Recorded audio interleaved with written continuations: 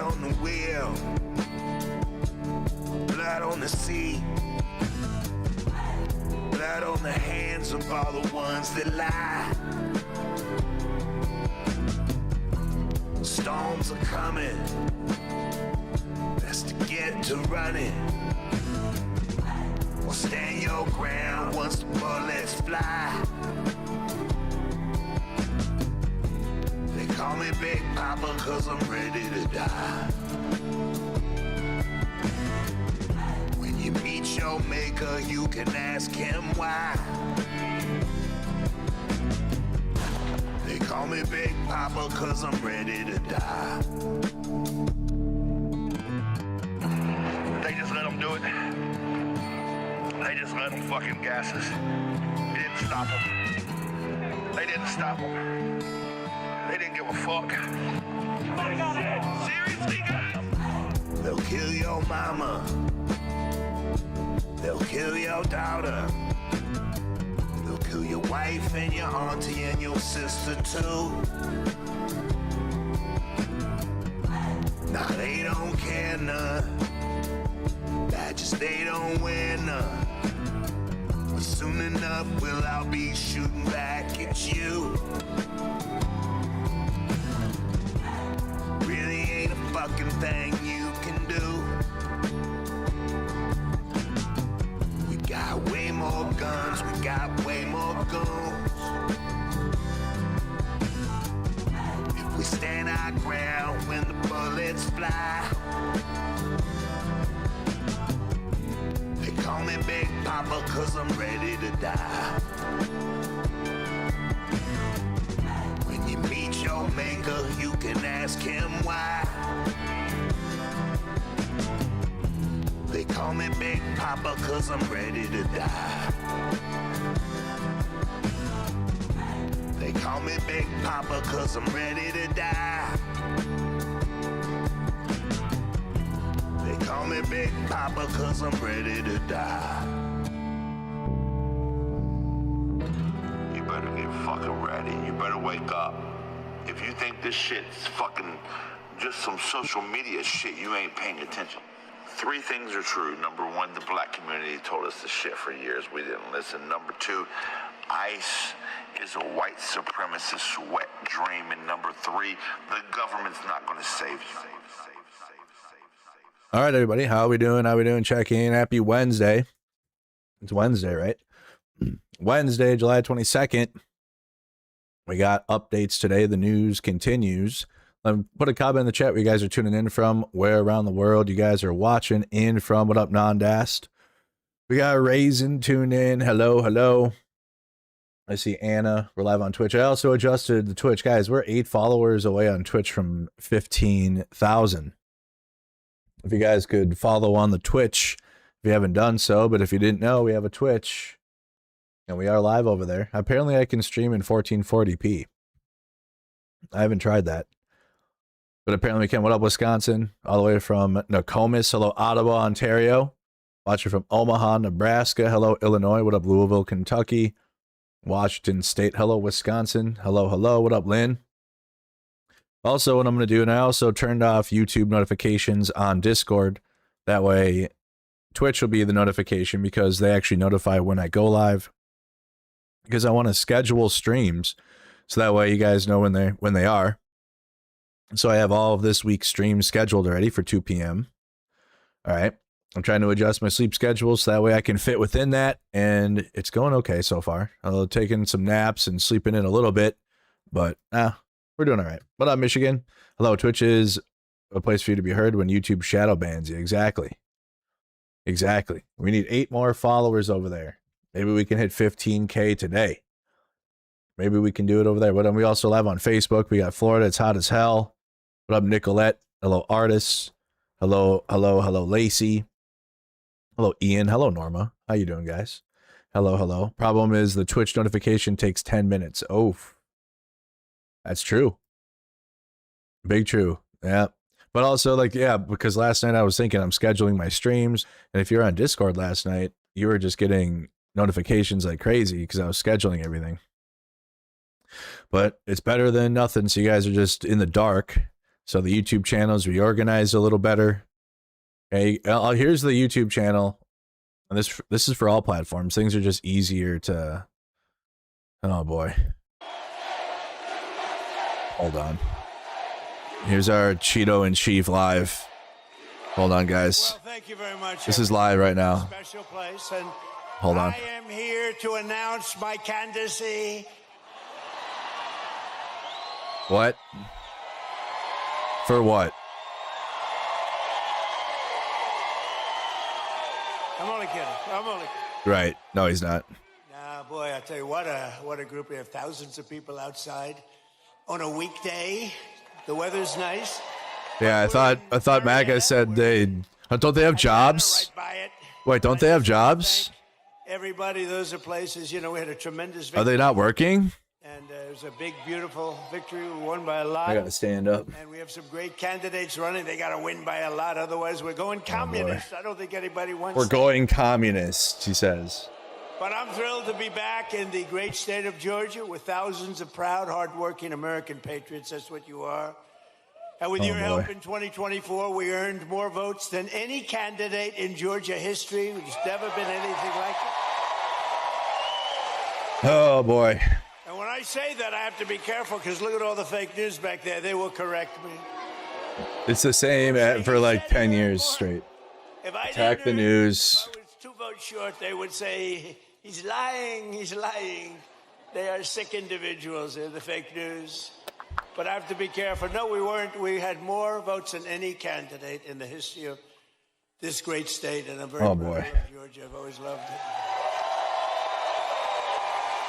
And every day since I've been fighting for the people of Georgia like no president has ever fought before. You're doing well, too. We're going to keep it that way. And 18 months ago, you were in trouble. Our country was in trouble, frankly. It was a catastrophe what was happening. Sleepy Joe Biden and the radical left Democrats, they're Democrats, D-U-M, Biden. Democrats, created the worst Biden did it. inflation in 48 years. Scott Bessent, was it the worst inflation in 48? Yeah, Scott. Now, if Scott doesn't have credibility, nobody does, okay? He said it's the worst, and it was. It was actually, I think it was beyond 48 years, but 48 years is good enough. Wide open it's good enough. With millions of people, even from the world's worst prisons from all over the world, they were pouring into our country. All over the globe, they came. Prisoners, he's doing the greatest hits, guys. gang members, drug dealers, child gang members. 11,888 murderers, many of whom committed more than one murder. More than 50% committed more than one murder. We had transgender for everybody. Transgender for all. Sports came ravaging through our We were a weak country, and now we're hot. Obama. The whole world was laughing at us. Yep. We were a joke. Say it. Yep. And now we're hot. Anymore, they're not laughing. Yep. Not Say it. Yeah.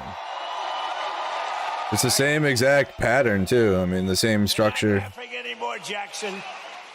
Yeah, Jackson. Gonna be your next governor right here. 2 years ago, Jackson Dart.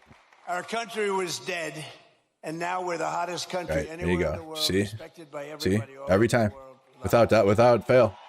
No, why say something new when you don't have to? MAGA doesn't care. Never been respected before. Respected maybe like never before. Exactly. When I took office, we inherited the worst border. But now it's Open wound. It was an open. now it's closed. We Biden. turned it into the most secure border in the history of our country. This is like brainwashing, actually, guys. This is brainwashing. It's just repetition.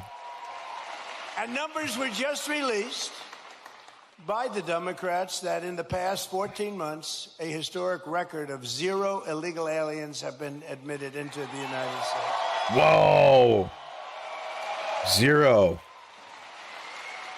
And now our crime numbers are among the lowest they've ever been. It's plummeting downward. Right. Nobody's ever seen anything like it. Nationwide crime has been the lowest numbers that we've had in many, many decades. Last year, we achieved the largest drop in the murder rate ever recorded.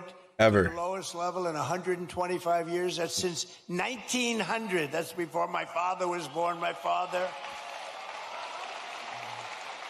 Before my father was born, think of it, from the year 1900, lowest. We lowered crime. We just have to have federal agents roaming streets, murdering people. Imported into our country who were, in many cases, very, very dangerous people. We cut the flow of fentanyl across our border by 67%. 6-7.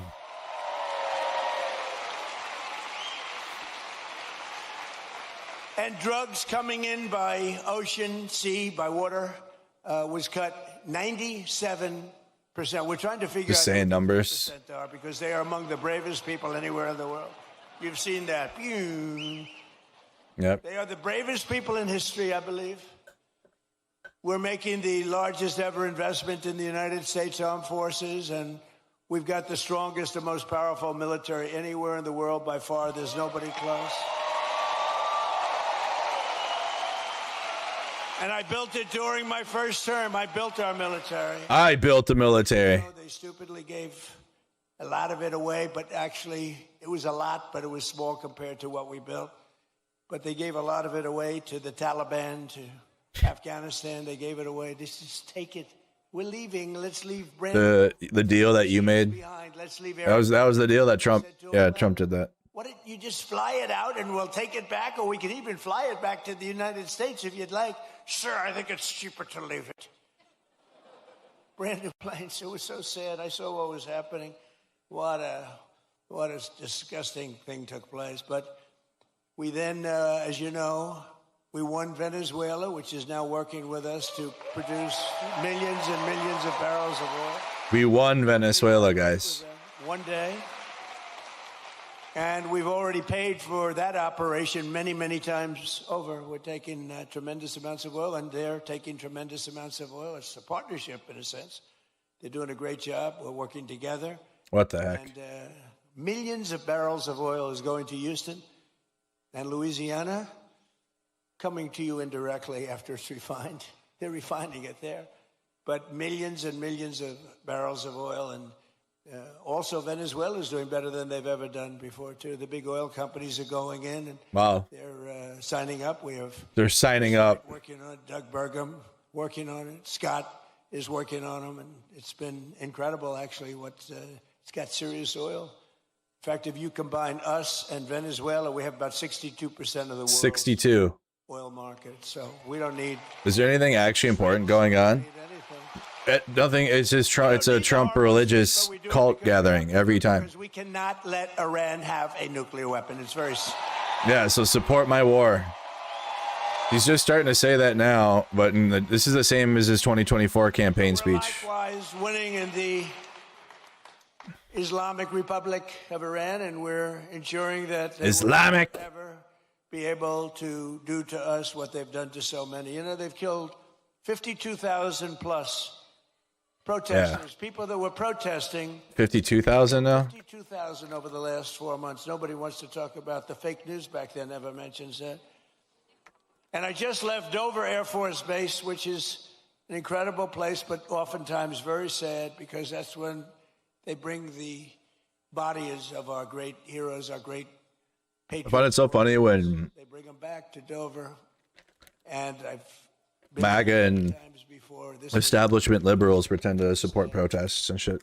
I attended the dignified transfer ceremony for 4 great U.S. service members killed in the conflict with Iran. As they returned to American soil at Dover. And one of the families happened to be traveling to Georgia. Beautiful family, beautiful wife and husband and brother-in-law. And I said, I'm going to Georgia too. Where are you going? She said, well, after this, sir, they lost their beautiful son. My son. Georgia, I said, so if you want, I'll give you a ride on Air Force One. And they said, wow. Wow. Wow. Wow. Yeah, I did that for you. Yeah. Think about it. So today, I then said they were on Air Force One, and it's quite nice, I must say. And they said, wow, this is something, thank you so much. But they're heartbroken, you know? Wow. But they couldn't believe it. And they live very close to here. They live minutes away. And we're here today, and I said to them, celebrating the memory of their this was a beautiful son. You know, I read... Everybody hit the like button on your way in if you could. Spank that like button. Charts on all of the... It's the only way to tolerate this. And some are unbelievable. Some are a little bit, they got a little bit of couple of little bad things put in. This is a son who is like a flawless, perfect person. Beautiful, beautiful son. Handsome in every way. Brilliant. Respected by everybody. His sheet read so beautifully, and I told them that their beloved his sheet, and it's his name was Lieutenant. There you go, Tyler Feehan, and he was a person that was going all the way. Why did that take so long? He would have been a general very quickly. He was heading in that path, but I just want to thank Tyler's mother Sherry, his father Stephen, and his uncle David, great people. I got to know them a little bit on the plane. And standing there watching this sight, which is, it's very, very tough to watch. Yeah, it sure sounds like it. I think it's the toughest thing I do. If anything I do all this stuff, but I think it's the toughest thing I do. Oh, is it? But to Sherry and Stephen and David, we will carry Tyler's memory in our hearts forever. And I just want to thank you. It's an honor to have you here today. Please. Everything he does is fake. Sure sounds like it. Right?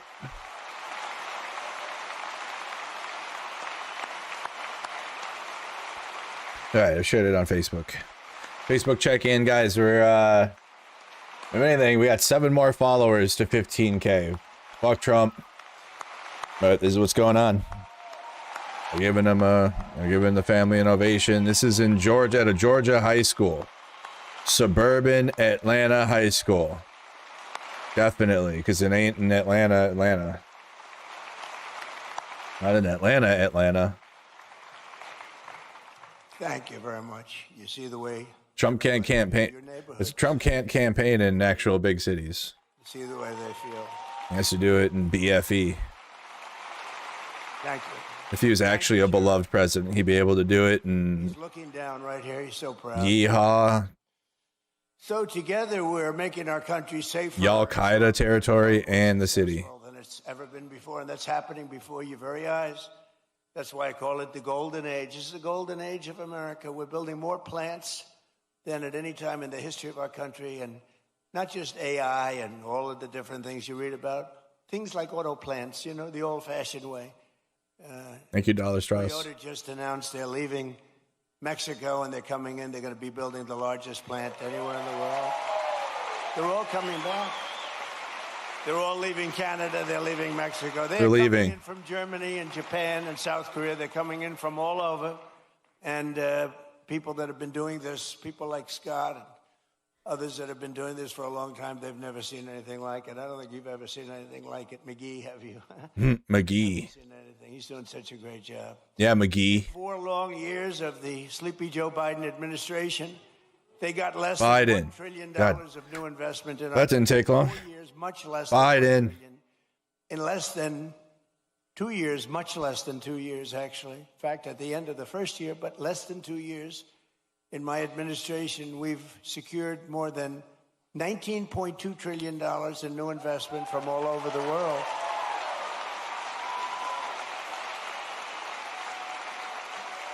So think of that. So in 1 year, they did much less than $1 trillion of investment.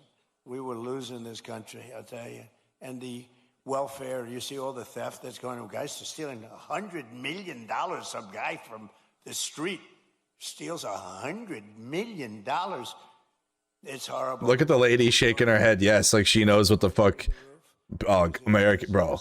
Taking place. But think of it. So they did less. She's like, yeah, yep, I heard that. I heard about that one. In 4 years, they did less. Think of this. In 4 years, they did less than $1 trillion. We did 19.2. These people will believe anything they're told, as long as it's from, if you like align with Trump, or you are Trump, or if you're MAGA, you can say anything. Oh yeah. Pharmaceutical company, we're bringing our pharmaceutical. We learned that through COVID. We're bringing the pharmaceuticals back. But the big pharmaceutical company, UCB, is investing $2 billion to build its first ever American manufacturing plant right here in Gwinnett, Georgia. Gwinnett.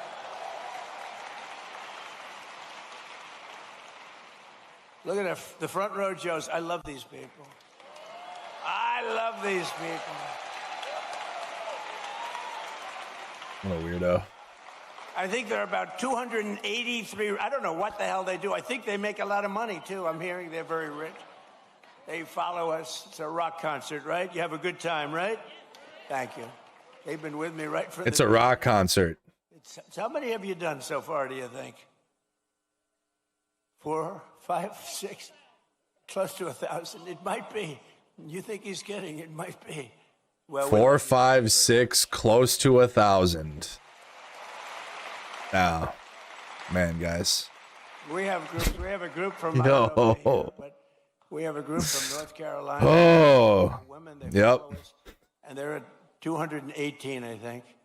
219. You can just say whatever you want. I always say, "What the hell are your husbands saying about this? This is crazy." Just say whatever. Women, I think they're sort of a wealthy family. I don't know what the hell's going on with them. But, you know, like the front row Joes, it's good. We have a lot of those groups. They're just great. They've been with us right from the beginning. And you know why they're with us? Because they love our country. That's why they're with us. It's really why they're with us. So, Japan is investing $600 million in a cutting-edge diamond processing facility, as you probably read this morning in your state. $600 million. That's what, yeah, Matt's the news mag is looking for. Kennesaw. Yeah, they're looking for Japanese auto investment. And more money is being invested in the United States right now than at any time in the history of our country, and Americans are working today more so than ever before. We have more. That's not a good thing. Yeah. Why don't you say it? Yeah. Close. More people are working now. Wow. Than at any time in the history of our country. Wow. We love that. Yes, we love working 7 jobs, 2 side hustles. The stock market has said, and that's with this skirmish we have going on. I love that. Skirmish. This is with this skirmish we have with the Islamic Republic of Iran. We have a skirmish. Call it that, because let me tell you, they're getting hit so hard. Are they? And they want to make a deal. Yeah. But I say they're not ready to make a deal. Wow. Oh, they're not? Every time they make a deal, they want to change it and everything. They're not ready. And everything. Very soon. And all that. And all that This is stuff. It's going on. The stock market has hit 73 all-time highs since the election. Think of that. Wow. And the typical American's 401k is up by $34,000, setting records day after day. It's up by numbers that have never been seen before. Why are you clapping, lady? They always say, oh, the stock market. Stock market is very important. You guys yawning already. Bored. Up to me that I had 401k. Said, you know, I was a disaster. My guy's family sleepy. talked to me. They thought I was a This is like a 2024 campaign event. Now I'm like, the one guy said, I feel like Warren Buffett. No, the markets are right through the roof. And it's a beautiful through the thing to roof. watch, frankly. It's beautiful. What's brought families together. It has? I mean, I told a story about a policeman in New York City. He said my wife was really down on me because the 401k was a disaster. Your wife has never been down on you. Never say it. No. They think That has never happened. Mind in the world now. She loves me much more than she did. I don't think so. We don't see Melania. But you should never love for that reason. Remember that, please. And while the stock market is skyrocketing way up, inflation is way down. We're coming way down. So down. We're coming down. And last week, The downest we've ever been. it was announced just last week that inflation So down. dropped We got by the downs. largest amount in more than 6 years. Yep. Because we're doing it right. We're running the country properly. Right. And they tried to blame high prices on me. So think of it. When I Biden did it. Yeah, Biden. This on thing. January 20th.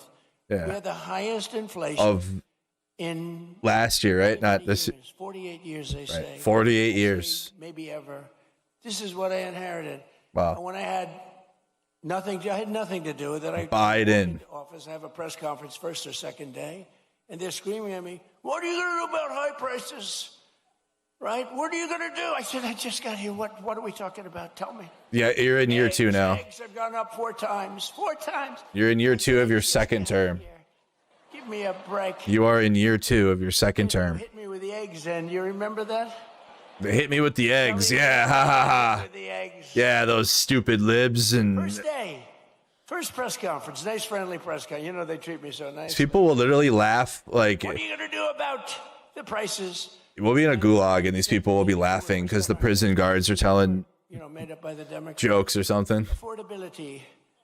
Affordability. Affordability. Yeah, we don't want I that. said, I've been here one day. Don't worry, I'll take care of it. And we're taking care of it. We're taking Are care you? of it. Are you? They had the highest prices. They had the highest prices. In fact, with the eggs, we have an Easter egg hunt like a few months after this, and they said, don't order eggs, sir, because they're so expensive. Use plastic eggs. They wanted me to give the kids. I said, nope, we're going to get it done. And we did a great job. Our What? Secretary of Agriculture did a great job. What? The price now of eggs is lower than it was when we started, right? Wow. That was a weave And for many sure. other things, too. That was a hit. That was osmosis in action. It was 3 weeks. Holy He shit. thought we had a deal. I said, I don't He think did the Easter egg hunt and then they wanted the real eggs. But people thought the geniuses on Wall Street, they came down, really down, and goes back up a little bit, but it's going to come The down. fuck, yo. Maybe lower than when we even started, but just give me a little time. I always say, give me a little. I said to the farmers, give me a little time, and look how we're doing with the farmers. Wow. What's going on with the farms? Yeah, what's going on with This them? country is rocking and rolling. Rocking and rolling. The farmers are so up.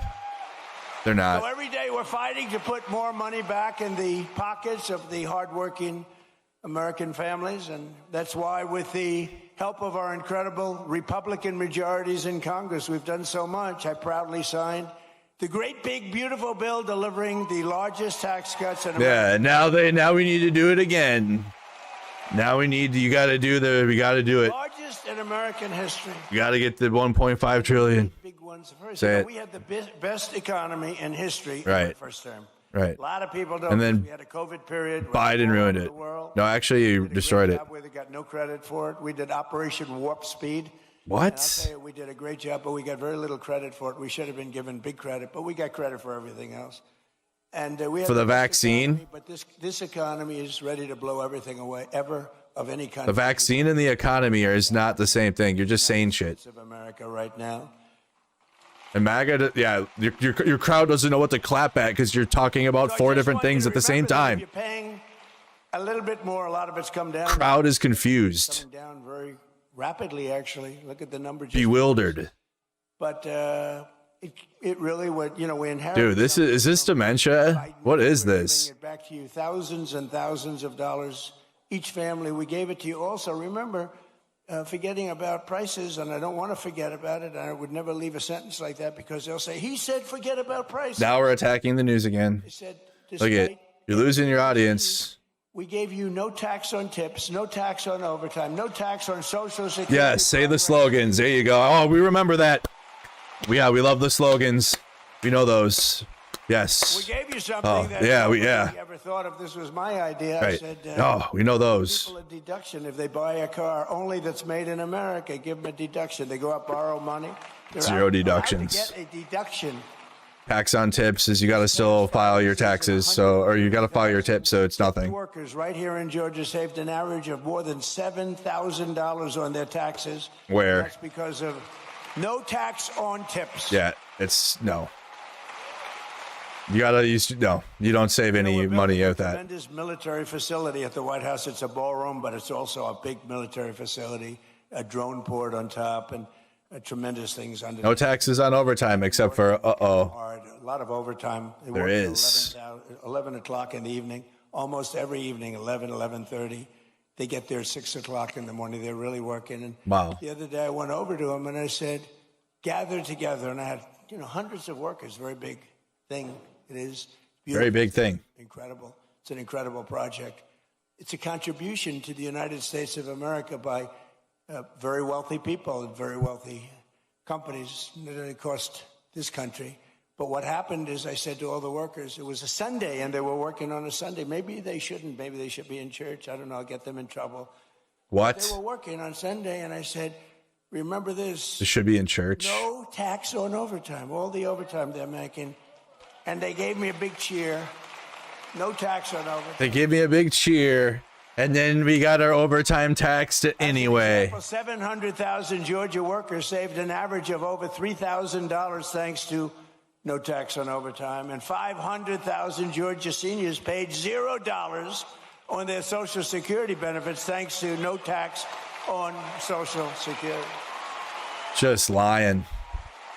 Literally just lying. Most consequential of all is the provision that the great big beautiful bill that we're celebrating today. It's We're celebrating last year's bill. because it takes care of our youth. It's called the Trump accounts. And Wow. it's hot as a pistol. The Trump accounts. Yeah, look at see. Look out at the It's hot signs. as a pistol. Hot as a pistol. Under this groundbreaking new policy, Sign up today. It's a tax-free investment savings account. But you got to sign up to that can Trump's grow account. over the course of their childhood and be used for them when they reach 18 or 21. Their parents, grandparents, employers, and loved ones can contribute up to $5,000. Sign up today. And with the Using his followers for advertisements. That's hilarious. Hundreds of thousands of dollars for these. Hold up the signs young people again. By the time they get to, let's say 18, let's say 21, but Right. by the time they're just young adults, Right. they could be worth hundreds of thousands of dollars. It could be worth. They're worth. And for decades, Washington politicians Think gave about their it. children absolutely nothing but debt. But the Trump accounts were Nothing but finally debt. seeing and ensuring that every young American gets a great start in life and a really fair shot at the American dream, which is what we all want. They all aspire to that. We already have structures in place for that. And Republicans are trying to destroy those. And they're trying to replace it with private. $1,000 deposit. This is what that is. I've been telling you guys that forever. Trump account at birth. Think of that from the. This isn't just United Trump. States This is government. Republican Think of shit. that. The Republican Party wants this too. Is finally giving money back to our children. No, that's not what that is. No, it's you funneling money into your own That's pockets. not easy. Actually, they didn't vote for it. They didn't. I don't think we got one vote. While people still continue to pay federal taxes, and it's great. Votes, I don't think. It's so good. But they have a hard time justifying all of the things that they've done. But the government gives them $1,000 at birth, and from there it just goes up and up and up. And lots of people, like the employers, can put money into their children's accounts of the employees. It's a beautiful thing, and I'm seeing it. And again, over 7 million, and it really just started, I would say, Scott, a few weeks ago, because it was all of the very, complex legal governmental things were worked out about 3-4 weeks ago. And we have over 7 million people already, children already, so that's great.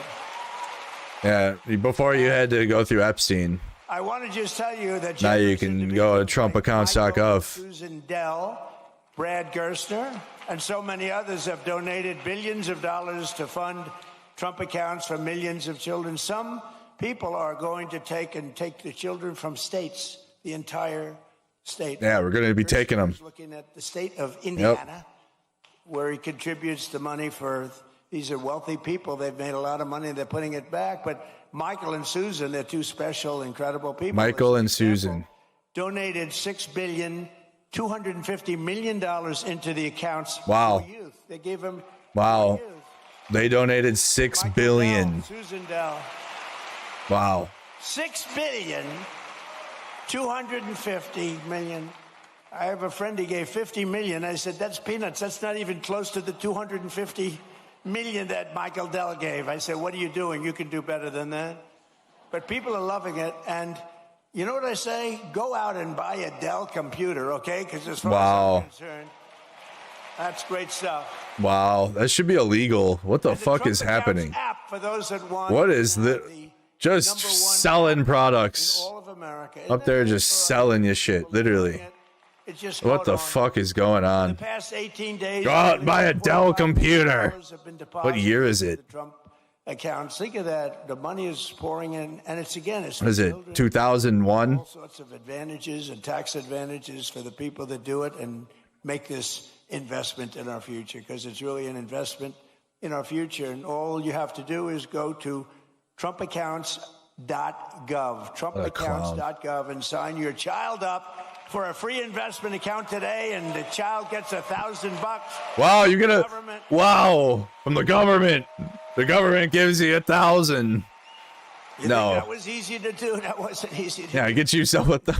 Tell the Democrats you're giving everybody $1,000. This is so bad. It's such an obvious grift. Families benefiting from the Trump Holy shit! What happened to Republicans and like, you don't get easy money. Anytime you offer you easy money, it's 3-month-old. now they're like, yes, please, Trump. Yes, I need $1,000 from you.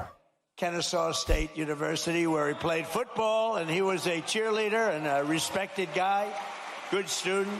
You already pay taxes. Don't sign your fucking thing up for another government. And just this past April, Holy shit. they became the first home buyers. Cole and Allison bought their first home. So I just want to come up here for a second. Wow, now he's using people.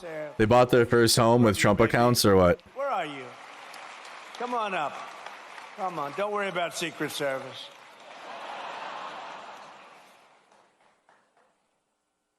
We've had people come up. One of them almost got beat up, and all they did was... Kanuko says as a 30-year IT guy, now is the worst time to buy a Dell. They've never been worse. Wow. So we have the president of the United States shilling for him.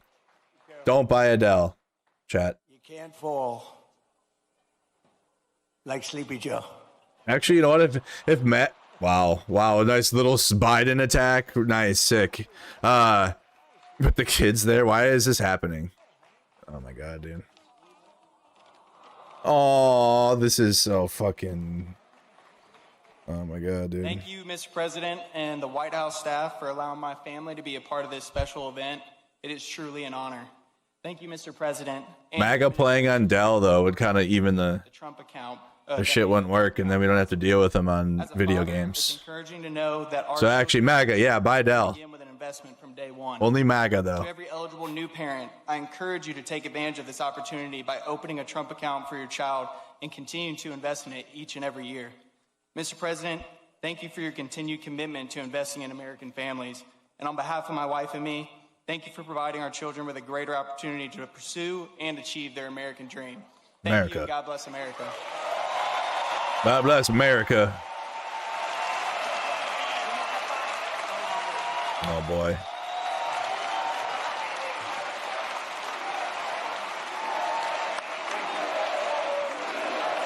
Wheeler loves Trump.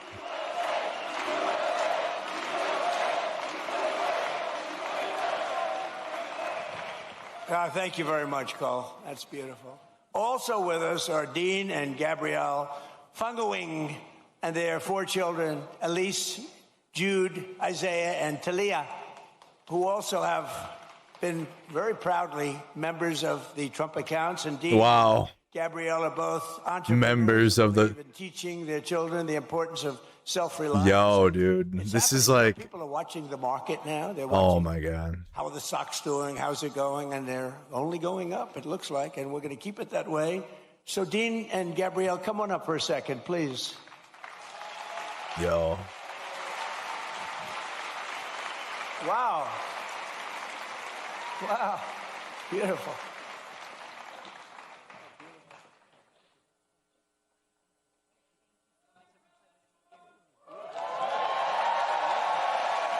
Is that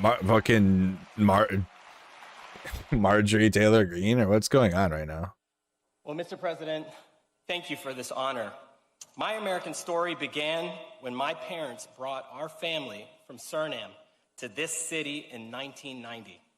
We attended local schools and college right here in Georgia. And in 2008, my wife and I lost our jobs just before learning we were expecting our first child. A friend taught me the appliance repair and service trade, and it changed our lives. Together, we built a company serving over 55,000 homes across the city. And then she fired me and made herself CEO. Later, I founded a technology startup, and that patented technology, along with our team, protects millions and millions of square feet of commercial real estate from water damage. Standing with me today are my wife and our 4 beautiful children. We opened Trump accounts for each of them, and because investing in the next generation strengthens the fabric of America. What a cock. Thank you Thank you, Mr. President, and God. Oh my God. Giving you money, Mr. President, means more. And you got the brick guy, brick suit. Oh my fucking God. He's got, yeah, it's all of his usual band of clowns in the front. All of them have social media accounts. Oh my God. That was weird. That was weird, especially knowing what we know. That was weird. Yeah, that was a weird moment there. Well, that was thank you awkward. all. Appreciate it. Will it matter? No. Is lifting up the next generation with the power of freedom and American capitalism, proven all over the world when it's done right. It's not always done right, but when it's done right, there's nothing like it. The radical left is actively trying to destroy our children's future with the disaster known as transgender for all. Oh. It's communism. Oh. Communism. This isn't a social democrat. These are communists. My bad. We got Another name, right? other card. As I said in my Communism. address at Mount Rushmore recently, I don't know if anybody saw it. Such a beautiful place. Oops. Roll the decks. Other one. Communism for all. Communists want to take it down. They tried taking Mount Rushmore down. The communists tried taking Mount Rushmore down. Shouldn't be up there. These people are crazy. But communism is, in my opinion, communism is the single greatest threat to our country and its history, including even World War I and World War II, Pearl Harbor, 9/11. I think it's the greatest threat that I've ever seen to our country. These people are stone cold crazy. And it is the enemy of the free people everywhere and everywhere in the world. You see it happening in every. What year is this? The areas where it's at, whether it's blue states, you see the blue states are all going bad. They're going bad. Because communism is a loser. The concept, the policy, it's a loser, and it always has been, and it always will be.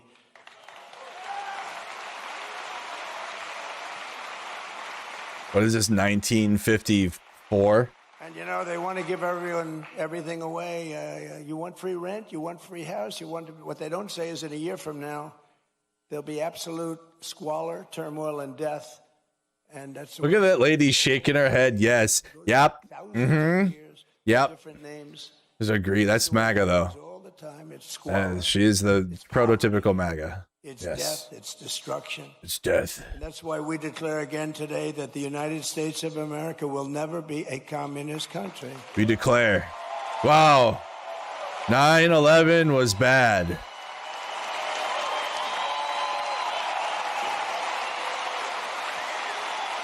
Do the USA chants. There you go. Come on. That's what you gotta do after the communism slot. There you go. Told you. Every time. It's literally like, I think it's you know, for me, I have ADHD, so I have like brain ticks and brain worms and like stims. It's like, this is like a stim for, you know, mostly Republicans and establishment types. It's like the same. This country will never be a socialist. We'll never be communist. And I was right. They skipped socialism. Buses are socialism. We can't have trains. Georgia's a state that believes in common sense, and yet your terrible Senator John Ossoff, he's terrible. Ossoff did pretty good yesterday against Pete Hegseth. Are voting with the communists every single time. The communists. You look at it now. We have zero communists in government. Before, as you know, and we won. We had a great success against this guy. A total of zero. He reminds me of Pinky Herman. Did you ever see Pinky Herman? We're going to talk about this today, though, because there's a lot of liberal influencers that are playing into this very hand. Voted against securing. They're playing into Trump's narrative, too. David Pakman put a video out yesterday. I'm going to tear it apart. They voted against the Trump accounts for your children.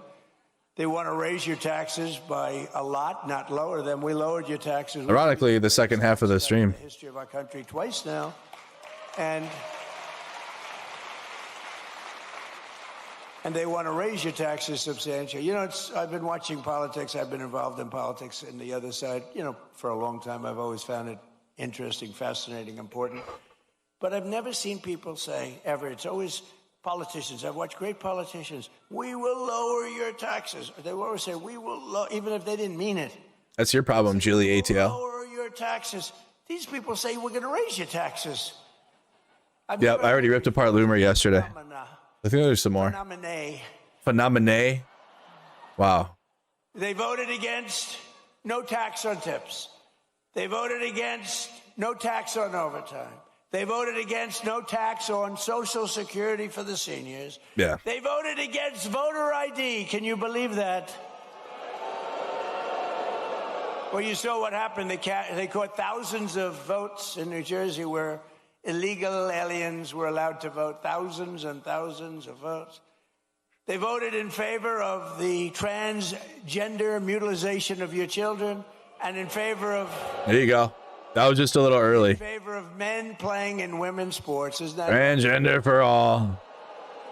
They voted against lower energy prices, lower car prices, and bigger paychecks for everyone. They voted against every one of these things. Yeah, they did.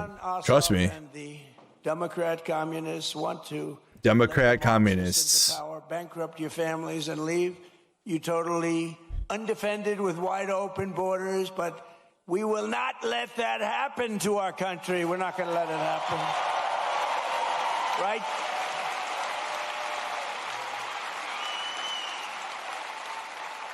We're not going to let it happen. It's a very appropriate thing because I watched this man run and he's really phenomenal, actually. Who's that? Because I liked The Other Side, too. I was a big fan of The Other Side, too. What does that mean? Two good men, frankly. But two good men running. What he was able to do.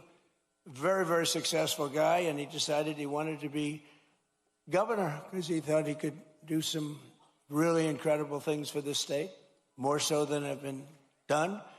And I'm very pleased to be joined today by a true champion for the people. He just won. Georgia business leader Rick Jackson, who I'm told has a big announcement to make. I don't know what this is. Come on up here, Rick. Oh, boy. Do we have an AI data center? It's on its way.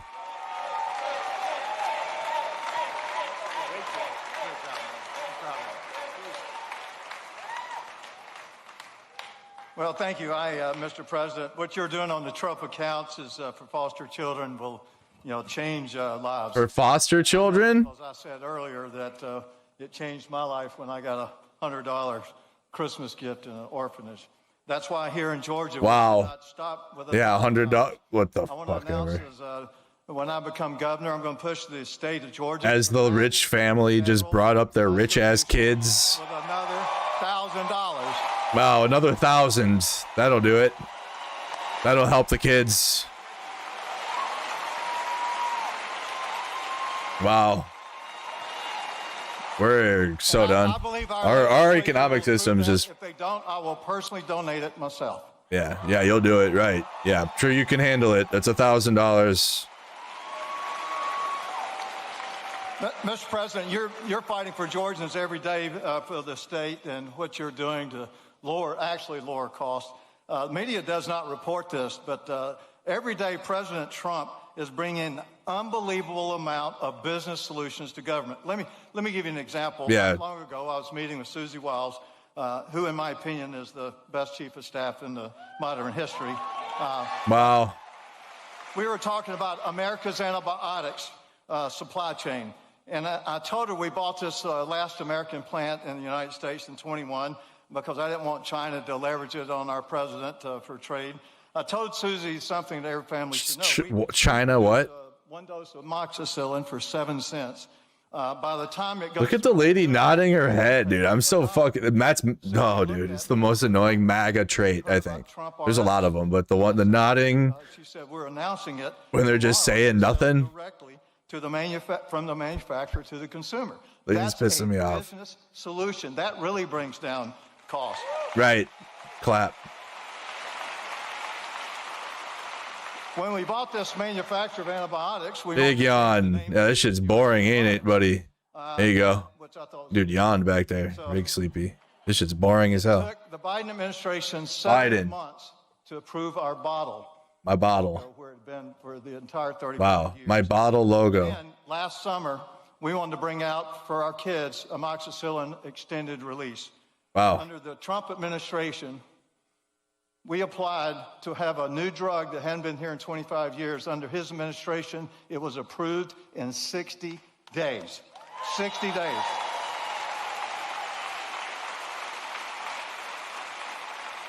My bottle logos.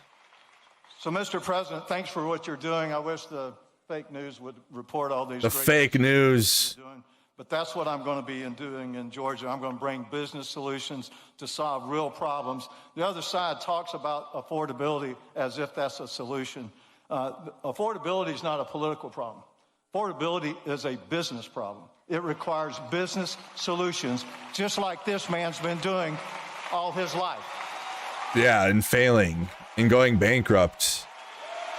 Why don't you get on your knees right here? Why don't you do it? My opponent wants God would to love cut it. down businesses and cancel them just because I visited a restaurant. Oh my Well, that's God. wrong. We are not going to do that. And I'm going to make sure that Georgia is the best place to do business and reduce affordability to the lowest it's ever been. And I'm going to be this man's favorite governor. I'm going to give him my butthole. Wow. Wow.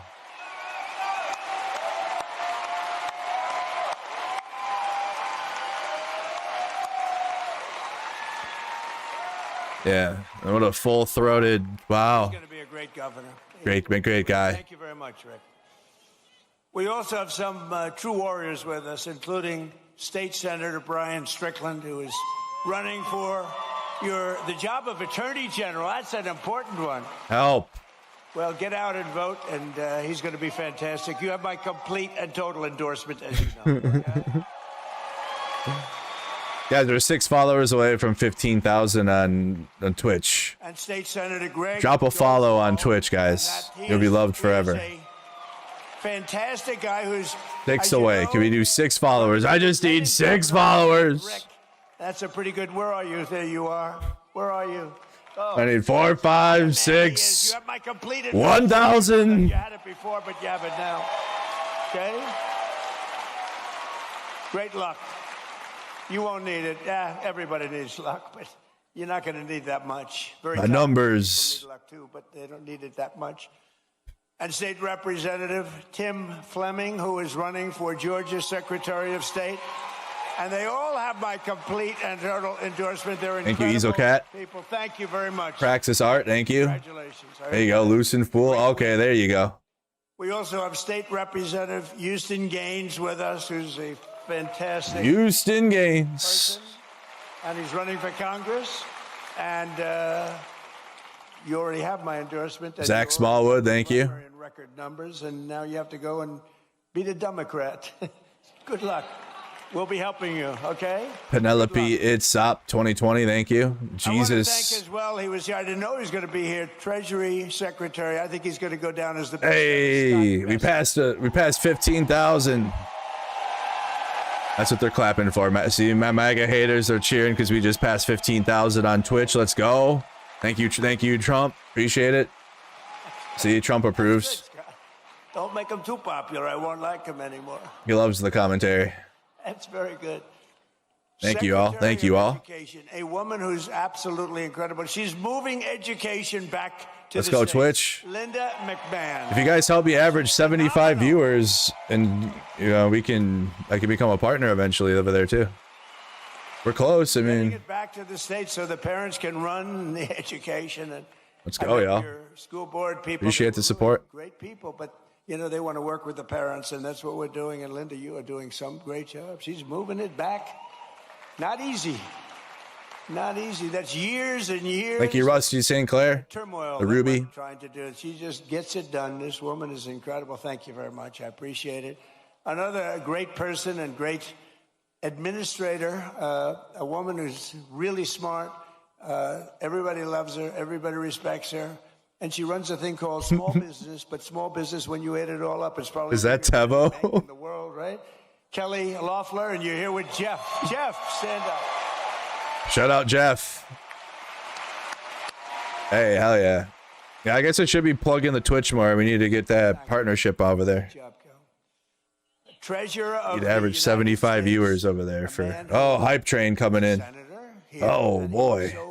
he was so ahead of everybody. So ahead. Great. I said, you want to be treasurer? And he said, I'd like to be treasurer. That'd be good. Thank you so much, Anonymous. He's a person that loves Georgia like a lot. And it was not easy for him to take the other job, but he gets here. I'm sure he gets here plenty. But he, oh yeah, Brandon Beach. Brandon Beach, some beach. You're boring now, Trump. County School Superintendent and a banana Ragsdale with a beautiful family. This should just prove that without his greatest hits, even people that hate watching him, it's like even the people that love hearing him get bored, and without his we have a man named keywords. Ralph Reed. Have you heard of Ralph Reed? Ralph Reed. He is a man that, with his group, a great religious Thank you, leader, Anna. maybe the greatest religious leader, but with his group, is it 10 million doorbells you hit? And this was 10 million doorbells. 10 million doorbells. He pressed 10, not personally, but he pressed Guys, a lot. 10 million.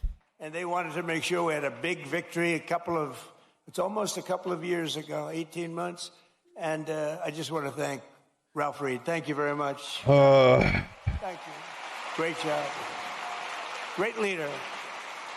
And one of the best lawyers in the country, a friend of mine. He's really incredible, and he's really based out of Georgia. He spends a lot of his time in Atlanta. David Schoen. Where's David? There's David. Hi, David. He's a great Why are we lawyer. watching an elderly pedo Nazi shit himself on TV? Because otherwise no one will. And Alveda King. So Alveda was My Velveeta. from day one. Where's Alveda? Because then it'll just be MAGA in their little safe space, and we can't allow that. They can't have a safe space, guys. From day one, when it was not at all fashionable. It's not easy. You don't have to always listen. We have other stuff to talk about. She was doing it. Now she's like the queen of the world, right? Look at her. Thank you, darling. But we don't do things because they're easy. We do them because they're hard. Like Front Row Joe's, it wasn't fashionable. Like the ladies from North Carolina, which maybe it wasn't fashionable. Well, they had a good time at least.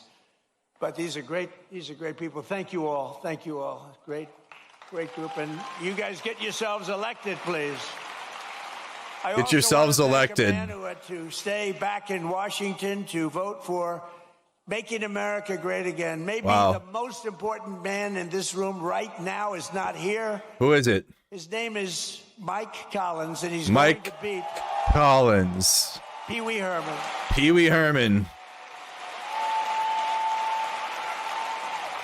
Thank you, Nandest, for the gift on sub. Hey, you guys got the gold on. Thank you, guys. He wanted to be here. They wanted to change. I said, don't change. Mike's not here, and it is my fault because we have a very big vote coming up on the military, farming, and we got the best Twitch emotes. It's going to be a little while. I wish I could have emotes. I got to have Mike in Congress because he's like maybe the most, but certainly one of the most highly respected congressman, Republican or Democrat, in Washington. Mike Collins is an amazing. Thank you, Jubert Dingus. He's got the look. He's got the whole deal. He's got the look. Mayor Clarity, thank you for the follow on Twitch. And I said, Mike. I guess I should have been plugging my Twitch this whole time. Yeah, we've had a Twitch this whole time, guys. I'm going to be extremely like upset with the whole time. Because he has to it's vote. not new. And, you know, it's razor thin. My bad. They lose all the Democrat votes on Let's all go the Twitch. tax cuts, biggest tax cuts in history. They vote against. They vote against everything. Because you know why? They have Trump derangements in. Wow, they have TDS. Did you think about that? They have TDS, yes. But I hope you're going to vote for Mike, and you've got to vote for him because he's running against, I call him Pee Wee Herman.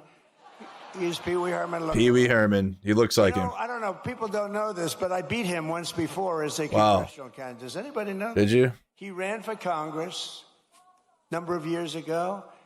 I got involved in the race at the request of a friend of mine from Georgia. Should be able to use bits. I didn't like him, and he was easily winning. He was winning by 25 points, and there were 5 people in the race, and he was way up. He was above 50. If you get above 50, you get it. And I backed a person, Karen. You probably remember. Karen. Yeah, I remember Karen. At all, but I thought anybody would be better than this guy. And he went from 70 to, believe it or not, 49.9. And that meant he was now in a runoff. So he thought he had it made. And he was in a runoff. And I got involved a little bit. I came here twice. I did a couple of rallies. And she ended up winning the race. He lost. But I have to hand it to him because instead of being a congressman, he later on became a senator. If he was a congressman, he probably wouldn't have run. Who knows? I gave him a little credit for that. But he was easy to beat. He wasn't. I can't believe that he's a senator and he's not respected at all in Washington. You don't even hear his name mentioned. You don't hear his name mentioned. I mean, I hear all the names. I hear all the bad ones and the good ones. I hear them all. But you don't hear his name mentioned. He's not even a factor. But you have a guy that is the most respected, just about one of the most respected people in Mike Collins. And I hope you're able to go out and really cast your vote for him. He will bring so much. They call it pork. We call it money. Wow. But he'll bring a lot of action back to your state. He's a lot of action. Is it pork or money? Because Republicans don't like pork when it comes to passing bills. Thank you, NLT, for subbing on the channel. Thank you, Anna, for the 100 bits. Work right now in Washington. And last but Clouds, thank you for the 5. Give tier 1 subs. So I like baseball. Hell yeah. But this guy's done such a great job. You know, the Mets have the highest salary in baseball, and they lose all the time. I'm trying to. They lose. And I say, maybe we could steal this guy. But the team, the way the Atlanta Braves has been managed for years, for years and years. And he's the CEO of the Atlanta Braves, Mike Plant. He's been, you know, you don't realize. Mike Plant. You know? When you have one of these guys. Mike Collins and Mike Plant. There are teams like that, you know, where they never go down. Then you have other teams, we're rebuilding. They've been rebuilding for years. I don't want to mention teams because I know all the owners are all friends of mine. I get myself in trouble. But they're always rebuilding. We're rebuilding. This guy never rebuilds. He just stays at the top. He's amazing. And then he loses the best player. He loses a great first baseman. I would say great first baseman. And they keep going along. And they get things for the first baseman. And what? He was really good. What are we doing right now? But I watched the Braves for years, and they've done such a great job. So along with one of the best managers in baseball, Braves legend Brian Snitker, who was recently We're talking about Mets baseball. Hall of Fame. Brian, both of you come up. Would you both come up? Come on up here. They deserve a little credit. I had to take a dab, guys. They deserve credit. I mean, I've suffered. We're suffering. Yeah. For the years I've suffered. We're suffering right now. Oh, listen. Trump doesn't know what that is. They say you're not allowed to do that. Do it.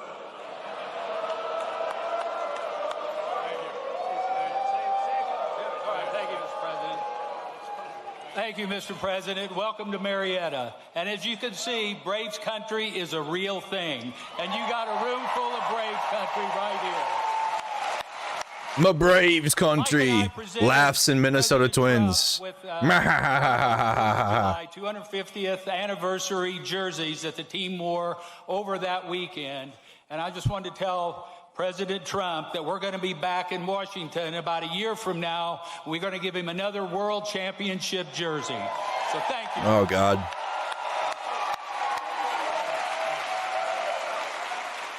Well said, Snit. You guys tired of watching old white men jerk each other off on this stream yet, or what? States of America, come back and do it for the Atlanta Braves. Thank you.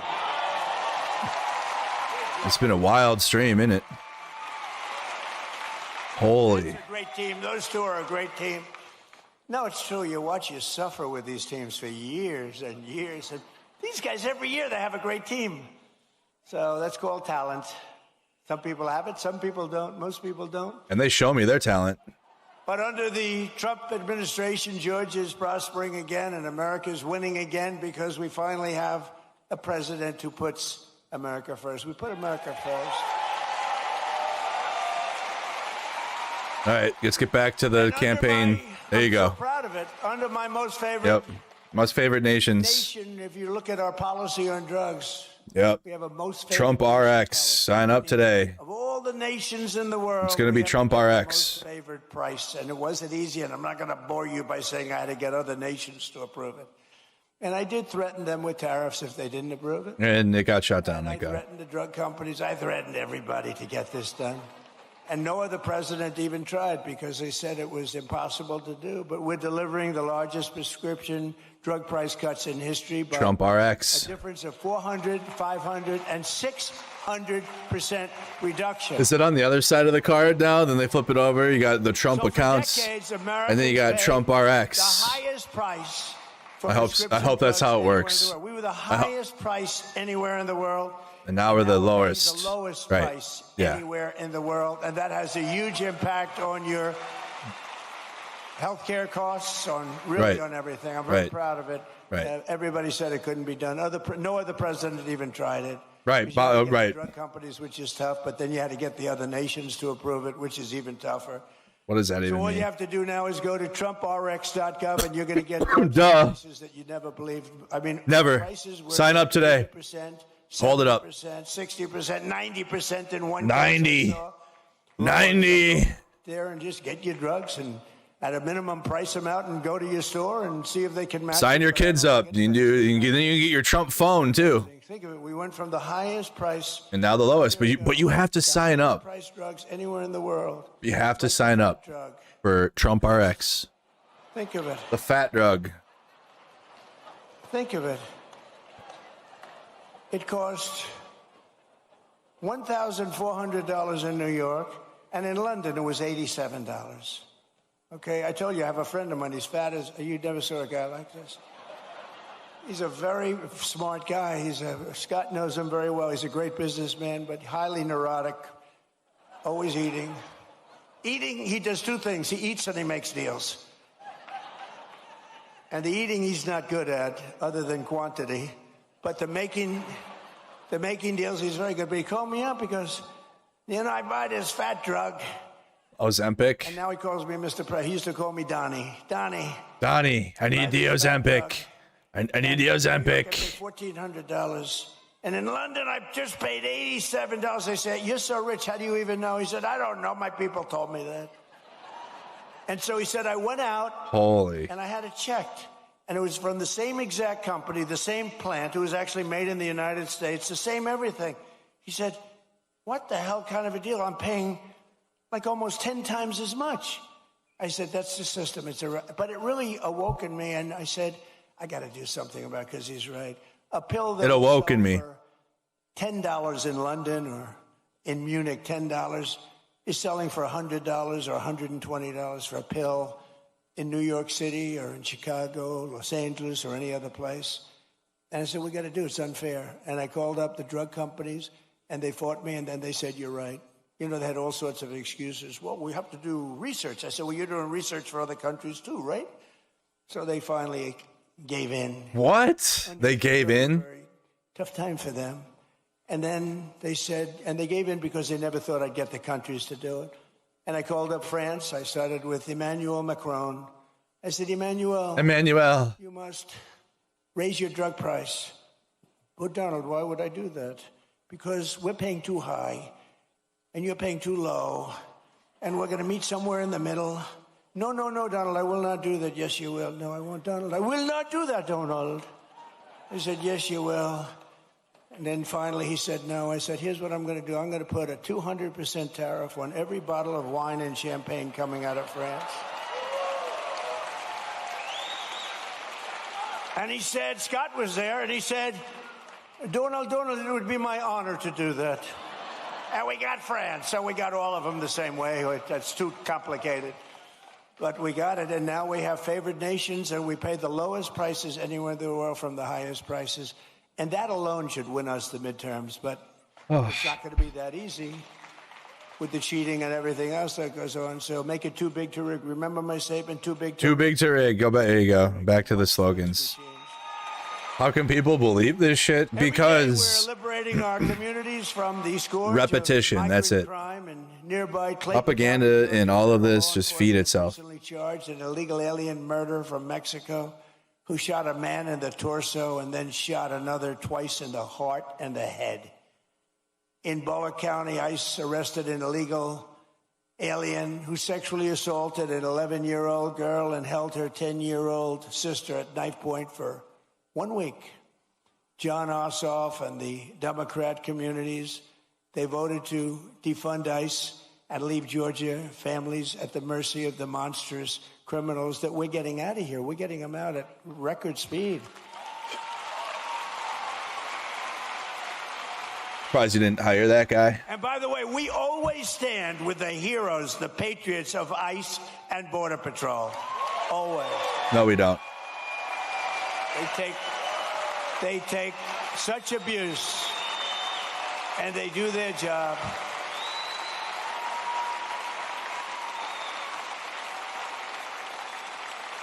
And our strong borders are really, it's a policy of helping to bring down the. What up, Sasha? Crazy. It's under Biden, over 60% of the increase in housing rental. The rental cost demand came from the flood of illegal aliens coming into our country. The government would pay thousands of dollars a month for apartments for illegal aliens. But for our warriors, for our ex-servicemen, for people that served in our military for 20 years and 25 years, and then they couldn't get into an apartment. They were living in the street. They didn't do anything. But they took care of illegal aliens, paying thousands of dollars a month in some of the most luxurious hotels in the country. It's crazy what they were doing. It's crazy. But thanks to no clap, because what the fuck is that? MAGA doesn't even know what that one is. In a short period, and the Atlantic No, we haven't heard that one yet, Trump. the peak of the border invasion. I mean, these people were occupying all the apartments that the government was Just saying shit. and they were never going to be great. They were never going to be. Remember the word I made up? The caravans. They came in thousands and I made up the word caravans. Many murderers were in these caravans to stop the massive theft of taxpayer dollars, including by the millions and millions. We have launched the war on fraud, led by Vice President J.D. Vance. The war on fraud.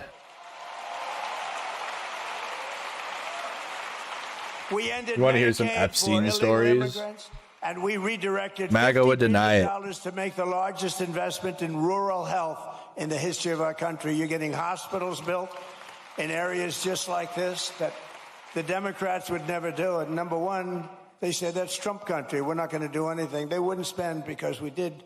We got tremendous votes. In your whole state, we got tremendous. We won in a landslide. In just 18 months, we've turned this country around like nobody's ever seen before. Think of it. Our border is secure. Jobs are up. Inflation is way down. Factories are opening. Investment Invasion. is pouring into our country. That was close. I told you, $19.2 trillion. Our military is more powerful than it has ever been before by far. You see that. Venezuela, Iran. America is back. It's stronger than ever before. And I'm telling you, it's only going one way. It's going up. As long as we keep our current thinking, our current system, it's going up. If you go the other way, nothing ever succeeds. I made the statement once, with communism, everything turns to shit, okay? It's true. Terrible thing.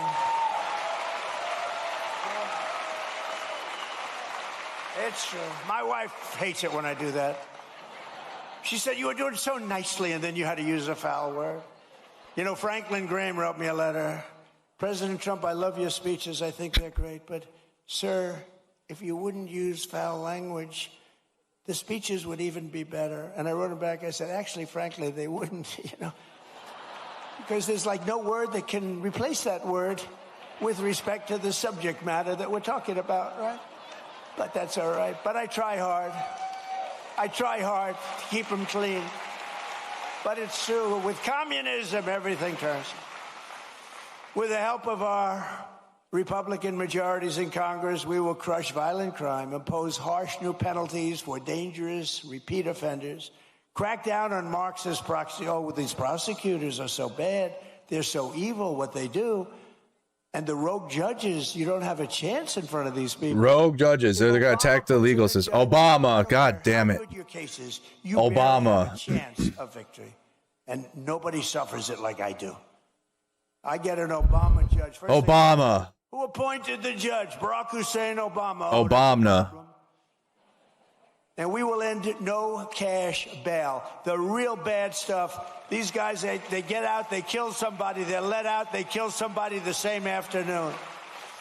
We'll pass the Great Health Care Plan. It's called our Great Health Care Plan. That's the name of it, to stop all payments to big insurance companies and give the money directly to the people so they can buy their own health care, which will be much better, and you will save a lot of money. No. Trickle-down healthcare economics does not work. Because as you see, Obamacare is a total disaster. It's not. It's not. Disaster. We're not. It's not. It's gone up through the roof. It's It a hasn't. total disaster. It's not. We want to spend the money. We want to give you the money directly. Buy your own health care. No. What's happening is these insurance companies taking billions and billions of dollars, and they don't give a damn about you. And you go out and you get crummy health care at a price that's unaffordable. So we want to give you the money. What? And you spend the money and you go around and negotiate. That's not at all. What the fuck are you talking about? This is look, just whatever. He's just, of course, he's just like, MAGA Republicans. Yeah. The Save America Act to That's true. American elections. Yeah. Yeah. Yes. Seal. Yes. Seal clap. Seal clap. Orf, orf, orf, orf. And I have to say, Yes. Mike Johnson and Congress have done a great job. But we're Watching having a hard porn with time his in son. The Senate, what they're doing is just. Mike Johnson watches porn with his son. Congress is going to pass it again. They passed it 3 times. Who does that? Pass it again. It's It's fucking like wild. the Senate- That's wild. You said That's some they wild shit want there. them to die. We can't do this, and we're not going to take this any longer. We're not going to take it. You know, I'm trying to be nice, trying to be really nice. You saw we had a big victory last night in Arizona. I've had victories everywhere, Arizona. but we're not going to be able to take it much longer. When they can't get past voter ID, proof of citizenship, no mail-in ballots because they're crooked as hell. So right now, Congress is working to get as much of our plan as possible into the budget bill to identify and really terminate. Look, what they should do? Very simple. A lot of you don't know about filibuster. They should terminate the filibuster and approve everything. Because the Democrats are going to do it. The Democrats are going to terminate the filibuster as soon as they have a chance. And then they're going to approve Puerto Rico and D.C. as a state. They got 4 more senators. They're going to end up with 12 more congressmen. They're going to get like 40 electoral votes. Electro votes. They are allowed to do that. By that time, I'll be sitting home. And I'm not a big crier. I don't think you want to see me cry, you know? There are some people, they do very well when they cry. But you don't want to see me cry. But I may be crying when I'll be sitting home and I'll say I told them. They got to really terminate the filibuster, get everything approved right away. Because you're going to have a stoppage. You're going to have a stoppage in September. The Democrats. You sure about that? They become deranged. Like. Are you sure about that? Remember that? You want to terminate the filibuster? Okay. And they won't approve. You'll have a. That's fine. You're going to have a shutdown in September. No, do that. Actually, no, do that. It'll be bad for like a little bit, but that'll work out actually. 29. You know what 1929 means? That was Yeah, never do a that. good year. He'll be crying. No reason for it. They should terminate. At least we know Trump will cry. He said Everybody it. called John Thune. Crying Trump. Senate. He's the leader of the Republican Party. I'll be crying. Get this stuff approved. Yeah. Or end the filibuster. Yes, do that, please. So we're Yes. fighting so that all voters must show voter ID. We're fighting so that all voters must provide proof of citizenship, okay? Then issue and it. also the no mail-in ballots. Then Very issue important. We're IDs doing to exceptions Americans. For illness, disability, military deployment, travel. If you're away. And It should not cost money and time and resources to get an ID for an American citizen. We want you to vote. But we'll also enshrine in permanent law no men in women's sports. You've already, how many no times is he gender surgery for all? children. For everybody. Why don't you just say it for everybody? Everyone's getting trans surgery.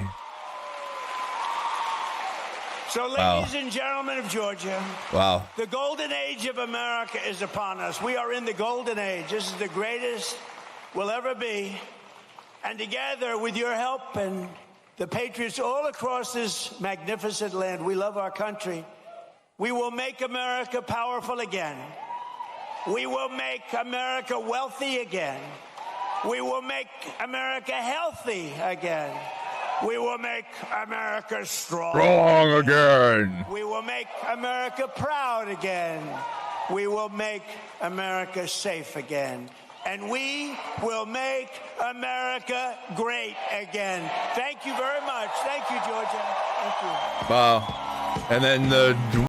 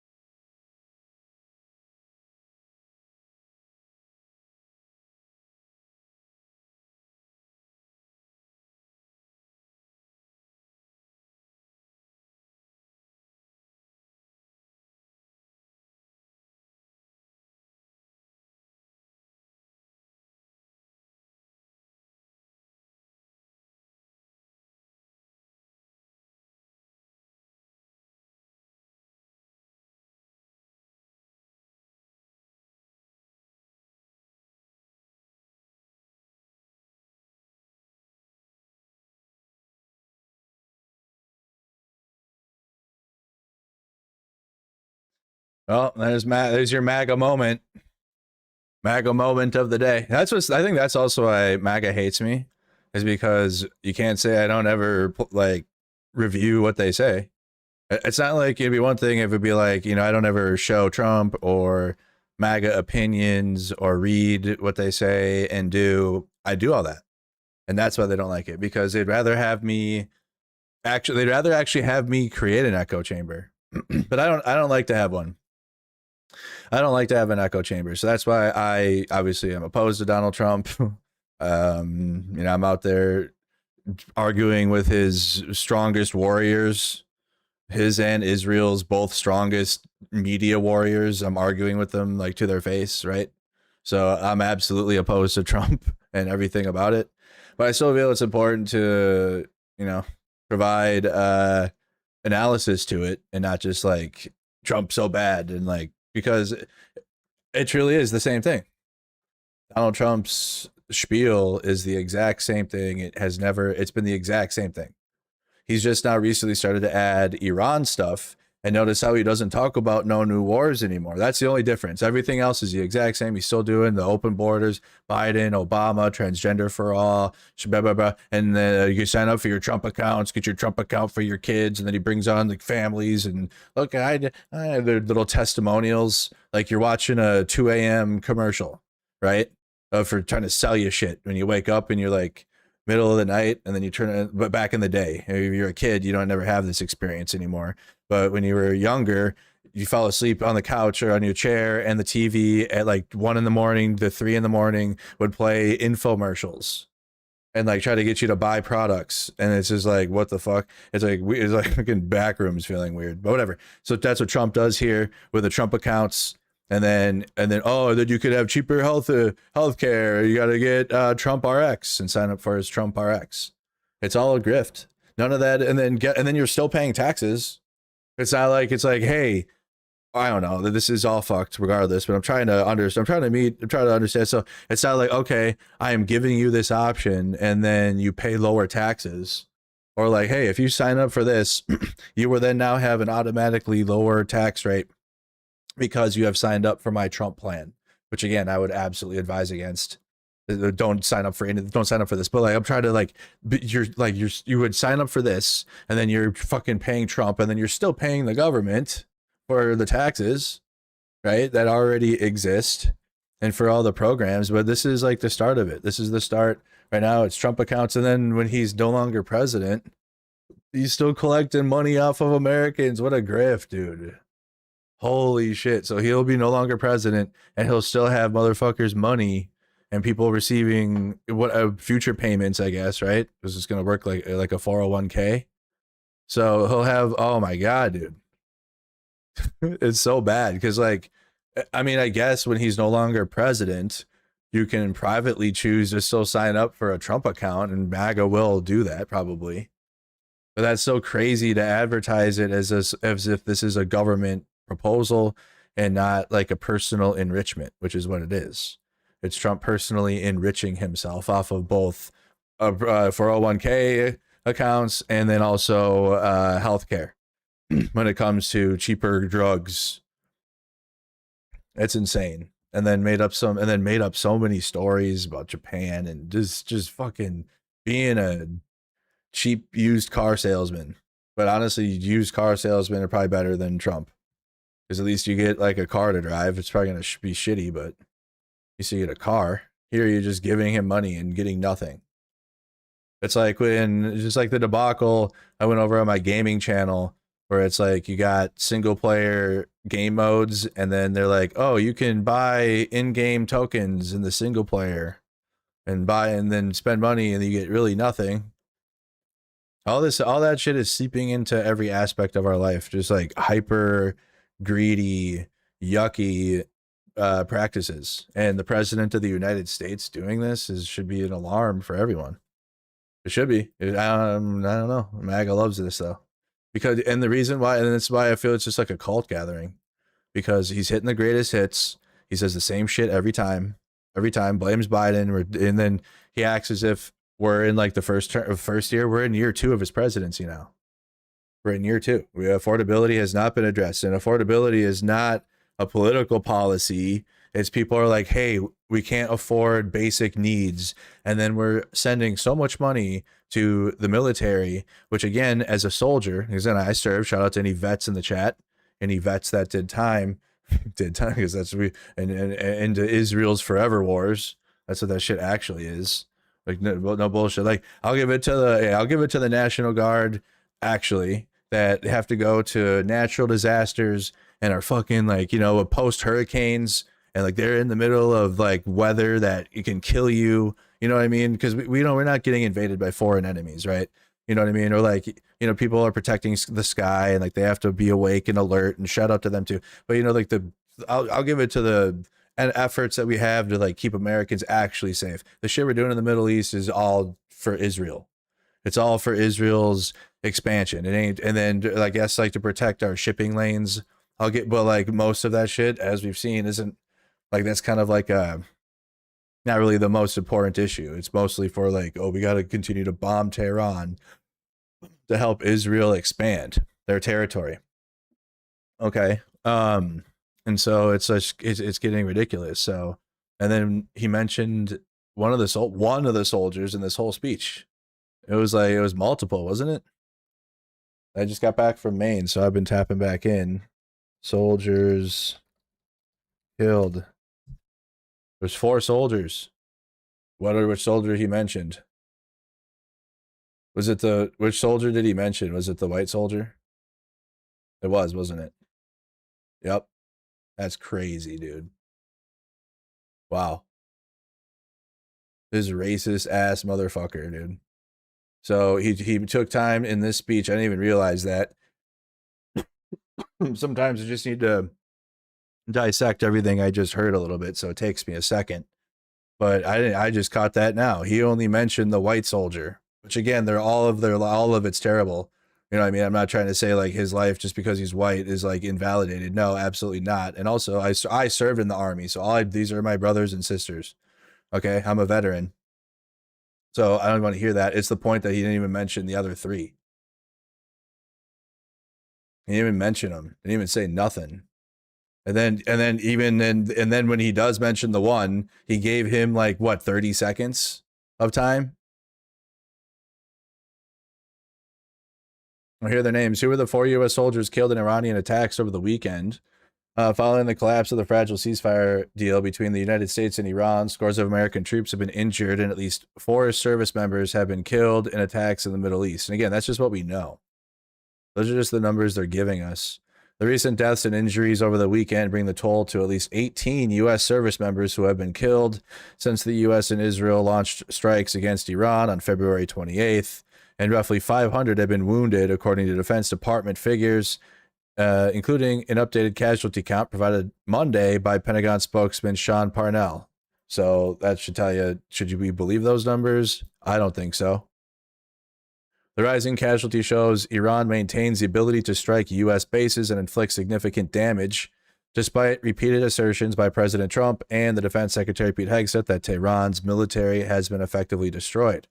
Hegseth declared the campaign a historic and overwhelming victory during an April press conference. Here's a look at the 4 soldiers who the Pentagon identified as being killed after the collapse of the ceasefire and return to daily fighting. Private First Class Isabella Gonzalez, 19 years old. Enlisted in the Army last year and served as an air and missile defense crew member, maintaining and using the systems which have been key to protecting U.S. bases from Iranian attacks, according to the Army. She was killed Friday during an Iranian missile and drone attack at Muwafaq Salti Air Base in Jordan. She was assigned to 1st Battalion, 57th Air Defense Artillery Regiment, 10th Air Army Air and Missile Defense Command. So this is from Brigadier General Glenn Henke. We are profoundly saddened by the loss of Private Isabella Gonzalez, who's a commander of the 10th Army Air and Missile Defense Command, said in a statement. She gave the ultimate sacrifice for her country and will always be remembered as a hero. Our hearts go out to her family, friends, and teammates. Our immediate priority is ensuring they have the resources and support they need to process this grief together. And then she's been posthumously promoted to Private First Class. And then the soldier that was mentioned by Trump was First Lieutenant Tyler Feehan. First Lieutenant Tyler Feehan of Iwa Beach, Hawaii, died from wounds suffered during that Friday attack on the Jordanian air base the following day. He enlisted in the Army in 2019 as a combat engineer with the Hawaii Army National Guard. During his service, he later commissioned from Brigham Young University as an active duty defense artillery officer in 2024. He was assigned to 2nd Battalion, 55th Air Defense Artillery Regiment, 32nd Army Air and Missile Defense Command at Fort Bragg in North Carolina. First Lieutenant Feehan's unwavering dedication to our mission, our values, and the air defenders he will leave enduring legacy, said Brigadier General John Dauber, who leads the 32nd Air and Missile Defense Command, in a statement. We stand fully committed to supporting his family and loved ones through this incredibly difficult time, and we will never forget his ultimate sacrifice in our defense of our nation. And it's wild. I mean, for me, it feels like their lives are not in defense of our country. And that's just the truth. You know, I'm just being honest. Like, this is in defense of Israel. That's why people are so against all this, because it's like we're assisting Israel in genociding kids, women, children, or like hospitals, and that's the facts with our assistance there. And then our soldiers are getting killed on a routine basis while they're saying we're destroying all of Iran's capabilities and they can't fight no more. And then here we just continue to have more of our own soldiers getting killed. Again, not defending our country. They're defending the interests of our interests in the Middle East with Israel. And the Gulf and the fucking Gulf states, which also just rolls back into Israel. Sergeant Angel S. Rampersad. The Defense Department on Tuesday said Army Sergeant Angel S. Rampersad, 28, of Ozone Park, New York, is believed to have been killed in action during Friday's Iranian strike in a U.S. base in Jordan. She previously has been listed as missing. The determination followed the recovery of remains from the attack site. Rampersad, who enlisted in March of 2019, was assigned to the 1st Battalion, 57th Air Defense Artillery Regiment, 52nd Air Defense Artillery Brigade, 10th Army Air and Missile Defense Command in Ansbach, Germany, according to U.S. Army. She served as a signal operations support specialist, operating and maintaining radios and other communication tools.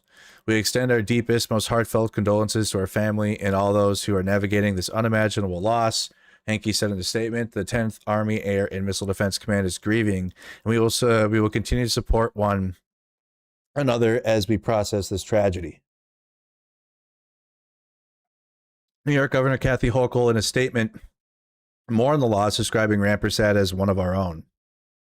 She said, "My heart is with her family, loved ones, and the soldiers who stood behind her as they grieve this unimaginable loss. Sergeant Rampersad lived a life of courage and selflessness. May we honor her memory, remember her sacrifice, and keep who loved her in our prayers." Okay. Again, these are the 4 that were just recently announced as killed, and these are just the soldiers that we even know about. And you got Sergeant Michael Emmanuel Swinton, Army Sergeant Michael Emmanuel Swinton, 30 years old, of Fayetteville, North Carolina, died on Sunday following the controlled detonation of a downed Iranian attack drone at Erbil Air Base in Iraq.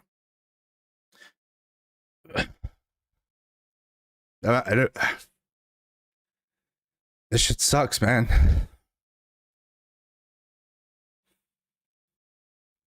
I couldn't get through it. Just give me a minute.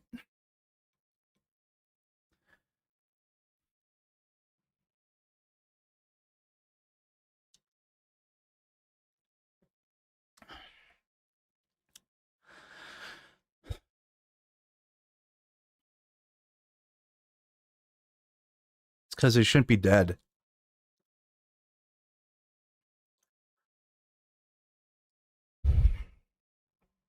It's just for like what?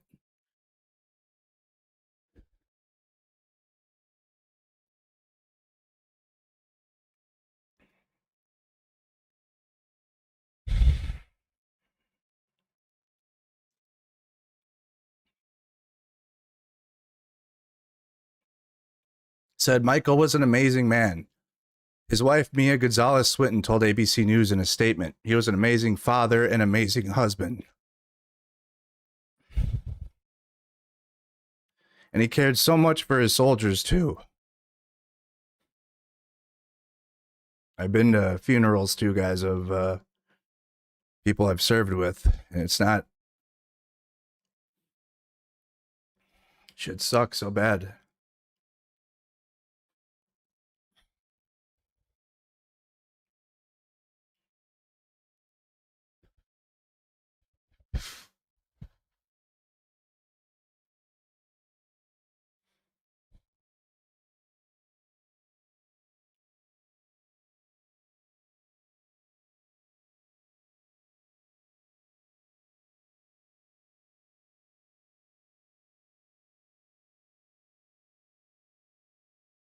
Trying to say the words, yeah, I'm trying.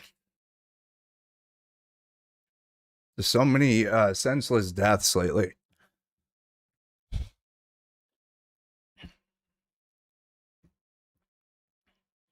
Whether it's our civilians, too, like Johan in Maine.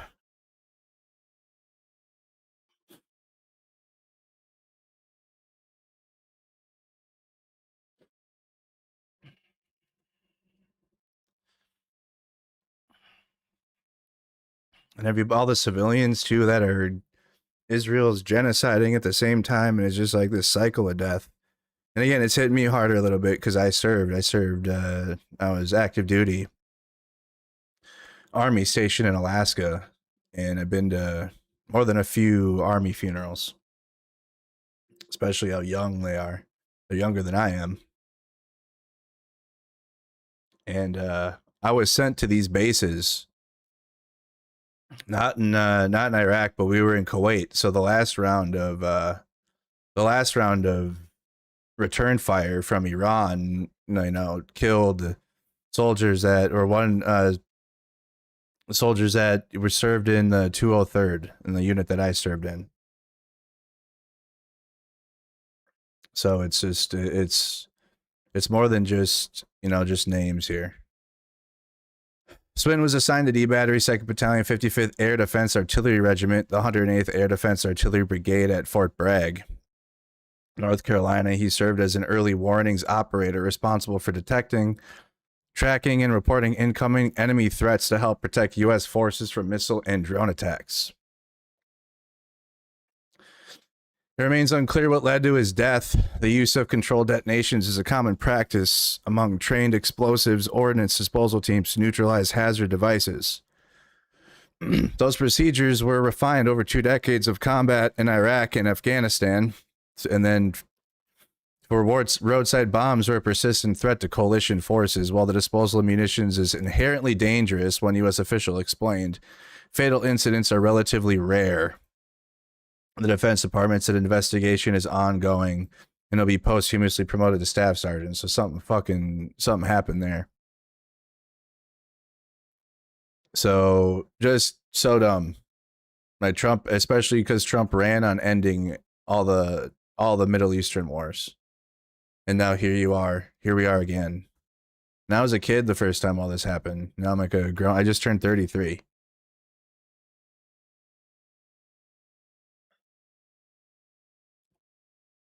Everybody pays for this. This isn't benefiting anyone. Well, U.S. forces are equipped with several high-tech systems to down Iranian missiles and drones. Those attacks, once those weapons break through, troops often have limited protection from the infrastructure where they live and work. Especially since a lot of these soldiers are not like infantry troops. They're missile operators or they're in an office. For much of the post 9/11 era, U.S. bases in the Middle East outside of Iraq and Afghanistan were broadly viewed as safe. Being divorced from those conflicts and firmly in support roles, like I've been telling you guys, like I got sent to these bases. They're pogue stations for non-combat usually. They have swimming pools at them. We're mostly you're in shorts. Okay, you have to wear your PTs or whatever. You got to wear the uniform, but you're not in combat, battle rattle all day long like soldiers that were in Afghanistan were. Or Iraq. Like in the Gulf states, it's chilling mostly. Not anymore though. Now it's probably full combat readiness in fucking Kuwait, for crying out loud.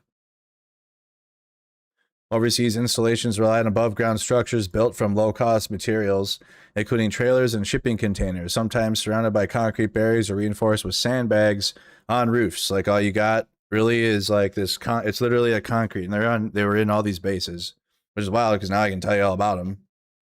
They're getting blown up, but all these bases, like again, well, a bunch of soldiers are going to Iraq. This is like, especially Iraq, you'd go through Kuwait and then you'd go and get on a helicopter. The helicopter would come in, you fly in and out, or like come through Camp Beering, which also was hammered last year. And all these bases that we were at. But it's like a concrete structure, and they're like reinforced by sandbags. You got to go take cover under them. We only had to do that one time because mortar fire came in one day, literally out of the whole 9 months. It was like one more, and it was like one mortar, and so the whole base was on lockdown for like a couple hours. But I don't even know if it even hit the base. It was just like nearby or something. So that's the only time I have experience doing that. But like people in Afghanistan, though, obviously, or if you went to Iraq, you were underneath that shit like all the time, obviously. Those barriers are primarily designed to protect against gunfire, mortar, and rocket attacks and vehicle bombs detonated at a distance, not direct impacts from advanced weapons, according to 2006 Army assessment of base infrastructure. In recent years, defense officials have increasingly studied how to harden bases against drone attacks, recognizing infrastructure built for earlier conflicts is often ill-suited. Yeah, like mortar fire, that would protect you, but these FPV drones that can literally like just like go down and then go in, yeah.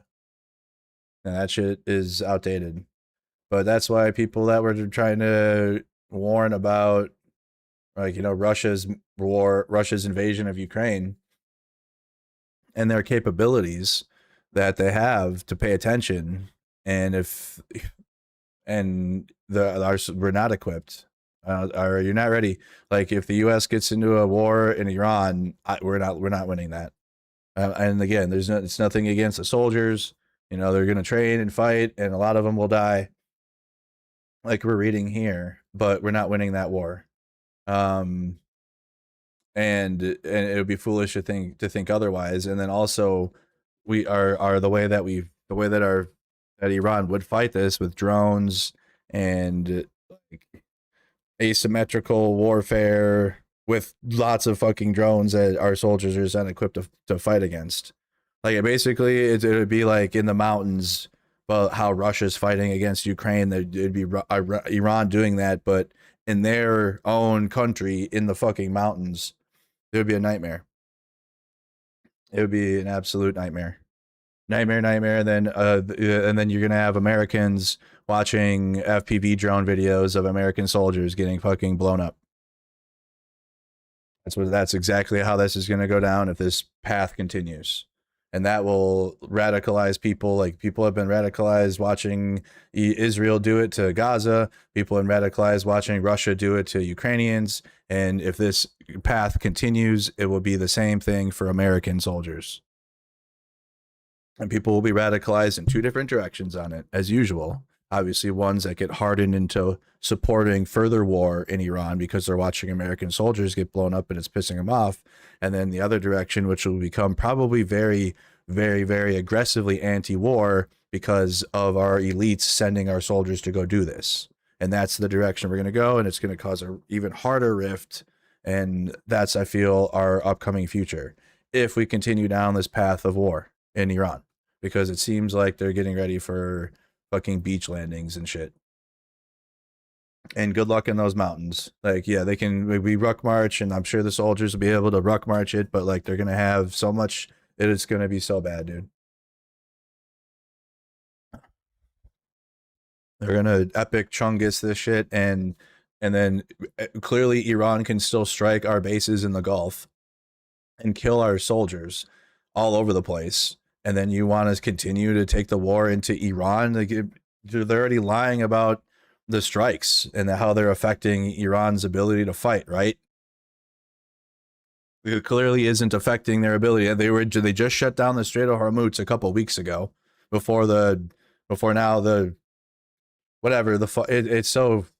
don't believe a single thing this government has said about the conflict in Iran. I feel like maybe their ships are gone. We can go with that because there's some maritime open source ability to be able to see, how that plays out. So sure, maybe their ships that they had, but they have coastal defense systems. Like they have tons of ability to continue to strike wherever the hell. So more Americans will continue to die, and interest will continue to be furthered in the Middle East, guys. Well, at the same time, you have Laura Loomer in Ukraine. And I already made my point pretty clear how I felt about it yesterday. But one of the things Laura Loomer is saying that I want to point out, and her MAGA followers are calling her out about it, actually, was she was procuring the propaganda, right? It's one thing if you're an individual and you just are a regular individual and you got trapped into a media rabbit hole, right? And you genuinely just got tricked. You know what I mean? It's not like you were crafting your own narratives to feed into it, right? Or like most of you guys are just regular people, so you can't do that anyways. You have jobs. And you don't have a media thing going on. So it's like, even if you did that on your social media, it wouldn't matter anyways, right? Laura Loomer has had a established media presence on the far right for a while now. It's not new. And it's not like she was just consuming the wrong media. She was producing the very media. She was producing the lies. And then people that are just so welcoming to this is very sad. And then I get it. I understand the internal Ukrainian view of it. But I feel it's like like someone said in the chat yesterday, it's you're welcoming a wolf into the hen house. Well, like that's been the case many times though when it comes to open grifters in this space. And it's going to be at the highest levels here. And also, I feel Laura, and I totally forgot about this angle, but she's got a personal issue with Tucker Carlson and Candace. Yeah, it's like a bunch of right-wing infighting That's why I don't think you should trust this at all. It's right-wing infighting, and again, I'm willing to understand that. I guess Russia's. It shouldn't be political at all. What's happening to Ukraine, but more conservatives have latched onto it. Fine. However, it's like right-wing infighting that's seeping into that conflict, and that's why Laura Loomer is there. Her objective is to counter Tucker Carlson and Candace Owens. It's just right-wing slop. Plus, also, again, her mission is she's an open Zionist. She says her interests are really with Israel. So all of what she's doing there, and plus the photo she did at it's all performative. It's completely performative, and whatever people argue. There's no. I'm trying to my argument. This is my argument. Is it you are going to push away more people than you will gain by trying to platform Laura Loomer as a valid voice for Ukraine. You're just going to piss people off. You are going to piss people off. Regular people will stop supporting Ukraine because you're associating with Laura Loomer. Okay, and that's not a fucking good thing. And then when you already have that an even more, I'd say, hard-lined, hard-right, white nationalist base that is what's on the horizon, that's completely anti-immigration, which Laura Loomer also is a part of, which is why this is not going to, I don't think this is going to go well. She's for the mass deportations. She just, I guess until last week, was against any foreign funding in any country anywhere. Like the very people that were against cutting the NGOs last year and all of our soft power around the world, right? That's all part of it. And they don't want any money going out at all. They don't want any immigration. They don't want any money going out.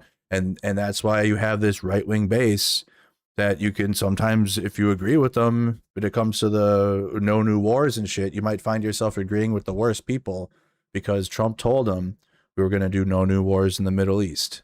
And a lot of that is like icky in the right wing because you can get into some actual extremist territory there. But regular people, though, left and right, I guess, will agree that we don't want more money going into wars in the Middle East. And Trump ran on that specifically, which Laura Loomer was a part of. So you're going to have this rift anyways that's coming up. Like you're going to push away more people in the process of courting Laura Loomer for whatever MAGA, because again, I'm also going to say something. If you're MAGA already, you've already supported Ukraine and you've already been doing that. Loomer is not going to bring in more MAGA to support Ukraine. If anything, it's going to be a problem within the right-wing base, and she's going to be labeled a neocon. Now wanting to support Ukraine because she was the one doing that very propaganda. Look at the posts, even her own base. Exactly. I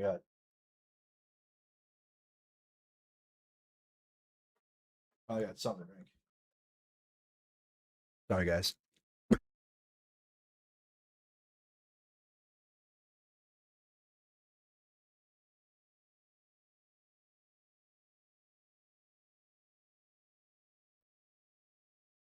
Here's Laura Loomer. Exactly. That's why the story I broke today is so big. Why is Pete Buttigieg having secret meetings with Soros' son in Ukraine 8 days before U.S. congressional budget deadline as it relates to U.S. funding for Ukraine? She's the one creating the doubt. She's the one creating the propaganda. Like as if, again, I shouldn't have to relitigate this. If you have supported Ukraine since 2022, you have known Laura Loomer has been literally the provocateur. She has literally worked for the Russians. So that's why this 180 and it's being so welcomed is so weird to me. And it's disheartening, especially since there's people that have been working their ass off to help Ukraine in various ways. And then you got literally the fucking devil here will then flip, and then everyone and their mother will be so happy and give them so much attention and welcome from them for dinner, and the president's social media will tweet her out and everything. You know, people that have been working their ass off for 4 years straight and their units could use that level of attention. But nope, Laura Loomer gets it. Seems like all that U.S. aid that's going to Ukraine is going straight to George Soros, who also happens to be the largest donor to the Democrat Party. Remember, this is the same Laura Loomer who right now is saying that she was lied to by the media, and now she's seeing it for herself. She was the one lying. She was that media that was lying. She wasn't being lied to. She was doing the lying. Are Alexander Soros and Pete Buttigieg laundering U.S. aid to Soros's bank account ahead of the 2024 presidential election? Why did Pete have a secret meeting with Soros and Zelensky in Ukraine, as I reported today? Why is Pete Buttigieg meeting with the son of a Democrat Party's largest donor while he's on an official U.S. trip as a Biden admin official ahead of the 2024 election and U.S. congressional budget deadline? Got you. It's because Ukraine was a major policy platform and geopolitical platform of the Democratic Party and Biden. Not that hard. Obviously, right? It was an established like platform of like geopolitical policy. That's why. Very easy questions to answer. Pete Buttigieg was part of Biden's administration. You could play the same game right now. Why is the Trump administration sending Steve Witkoff to Russia for negotiations? But the negotiations are resulting in nothing. What is he doing there? Well, like, there's actually valid questions with that, though. See, but this is the propaganda of it. This is what shit Laura Loomer was doing. Well, in Ukraine, this is, again, look at November 9th, 2023. While in Ukraine, where he is having private meetings with Zelensky and a secret meeting with Pete Buttigieg, Alex Soros quote tweeted Gavin Newsom's tweet about Democrat election victories. Soros is in Ukraine with Biden admin officials meeting with Zelensky 8 days ahead of Congress's budget deadline. And none of that is, again, all of that to a regular person is, yeah, because like they need to put Ukraine supplemental funding before the vote that was coming up. It was literally easy questions, but Laura was making it as if it was some conspiracy theory. Speaker Johnson, I hope you are paying attention. Mike Johnson better not fold on the issue of Ukraine. If he approves more aid to Ukraine, you see that money will end up in the Soros slush fund. Look at these receipts. Literally, like, how many times did she tweet at Alexander Soros? Why is Alexander Soros mediating the needs for Ukrainian defense forces? No media in the United States has covered this visit to Ukraine by George Soros' son this week. Trying to craft George Soros narratives. Same shit they said about anyone that was BLM protesting. They were George Soros, but the same shit. The same lazy propaganda. Wild. And now you can, and then you do glam shots in front of bomb buildings. Yes, we love that. Because this is Laura Loomer now. That's Laura Loomer now, guys. This is Laura. Meanwhile, I gotta show you Laura today. She's probably tweeted 1,000 times, so I gotta back up. Downplaying. It wasn't just downplaying the war. She was literally running plays for Russia. She had Russia's controller in her hand and she was running plays. It wasn't just, I have a opinion.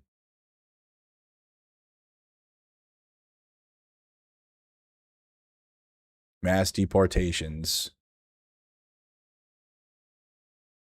Today, Loomer unleashed Charles Downs, asked Democrat Congresswoman Summer Lee to apologize for her anti-ICE rhetoric.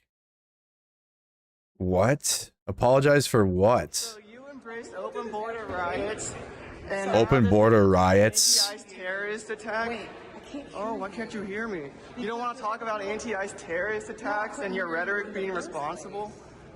Will you apologize though? Will you apologize though? ICE murderers. Did they murder people? Well, will you apologize? The people were not dead? They were justifiably killed, you could say.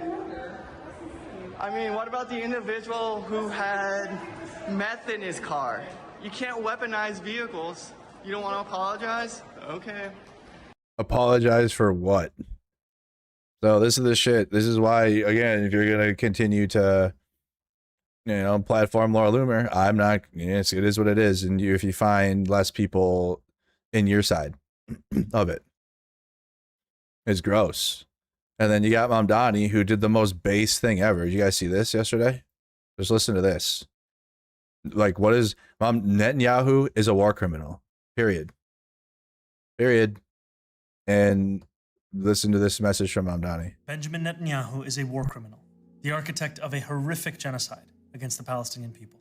He is responsible for the killing of more than 73,000 people, for the maiming of tens of thousands of children as those who survive undergo amputation without anesthesia, for the targeting of neonatal hospitals and maternity care centers, denying newborns even the chance to live, for the countless people he starved as he blocked food and humanitarian aid from reaching them, for the gunning down of hundreds of aid workers and journalists.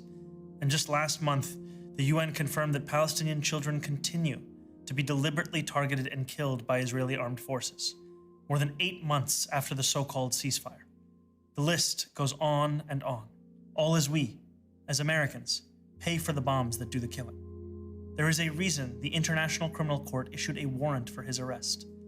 As human beings, we have spent generations building a shared understanding that there are crimes so grave they offend all of humanity. Anyone, with their eyes, with their heart, with their conscience, should recognize the devastation he has wrought and understand that he belongs before a court of law. As I've said, I agree with the ICC that Benjamin Netanyahu should be arrested and tried for his crimes, as I do for anyone else charged by the ICC. My administration has reviewed every avenue available under applicable law to determine whether New York City could execute the International Criminal Court's arrest warrant if Benjamin Netanyahu came here. It is clear that we do not have the independent legal authority to enforce this warrant. The federal government, however, does, and I call on them to join the ICC and execute this warrant. And I want to be equally clear. Benjamin Netanyahu is not welcome in New York City, nor is any other war criminal at large. While we cannot end the genocide on our own, we can decide whether our silence will become another weapon, and we can examine every tool we have to defend the humanity and dignity of all people. That is my commitment to you. We need to, if Trump can break every constitutional amendment every day, we need to make it so Mamdani can run for president. Literally don't care about those rules now. What are even rules? Because nothing he said there was wrong. Nothing he said there was incorrect. Of course, Laura Loomer, so new, and as senior FBI source tells me, senior FBI leadership has reason to believe Mamdani may be having direct communication with Islamic terror organizations. He is certainly a national security risk, which is why we declined giving him an FBI-approved security clearance. He won't be getting one. Meanwhile, he's going to be mayor of New York City on the 25th anniversary of 9/11 this year. Doing racism. This is who we need to. That's why I'm completely against courting Laura Loomer into Ukraine support. It's like, at what cost? Normal, regular people that would care about Ukraine, because it's like people being bombed, are not going to want to associate with Laura Loomer. Because unfortunately, she's the #1 story from Ukraine right now. Inside of Ukraine, no, though. Inside of Ukraine, it's actually the new commander of the armed forces. But Western audience, Ukraine stuff, it's Laura Loomer's Ukraine tweets. And that's so bad. Ban Muslims from holding office in America. We are never going to make America safe again until President Trump goes back to implementing his Muslim ban.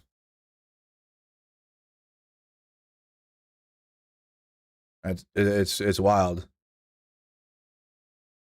And then here it's like, welcome to Ukraine, Laura. We appreciate your visit from Andriy Sibiha. Minister of the Foreign Affairs. So it's blackened my soul a little bit about it. Like President Zelensky's office welcoming her. It's really important that Laura sees Ukraine.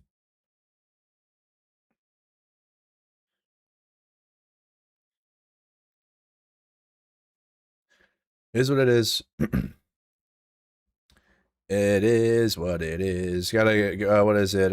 Can only control the things I can, right? Here you go. Here's Laura's report from Ukraine. Hi everybody, Laura Luber here. I'm currently in Kyiv, Ukraine, inside the Lavra, which is the oldest monastery in all of Ukraine. And I wanted to show you something outside of the incredible beauty here. It's absolutely gorgeous, as you can see. It's incredible aesthetics, architecture, paintings, the gold leaf, the attention to detail. But you may have seen in the news on June 15th, so a little over 1 month ago, the Russians fired 2 Shahed drones at this monastery. And you can see up there, and zoom in. Wow. The windows were the one that you lied about? Out, and the debris from the Shahed drone fell on the floor and almost caused a massive structural fire. And it looks like it's gold leaf. It looks like it's metal, but it's actually wood. So you can imagine that it doesn't. What AI technology is she using for her face? This is wild. It doesn't look like wood because, like I said, it's painted gold leaf. But if this would have actually caught fire, the entire church would have been set ablaze, because we all know how fast wood catches on fire.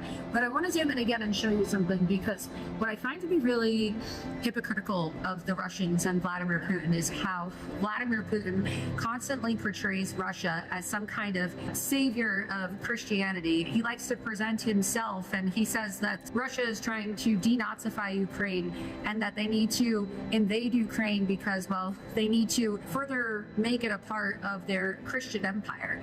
Well, when you care about Christianity so much, why would you drone the oldest monastery in Ukraine? Why would you do that?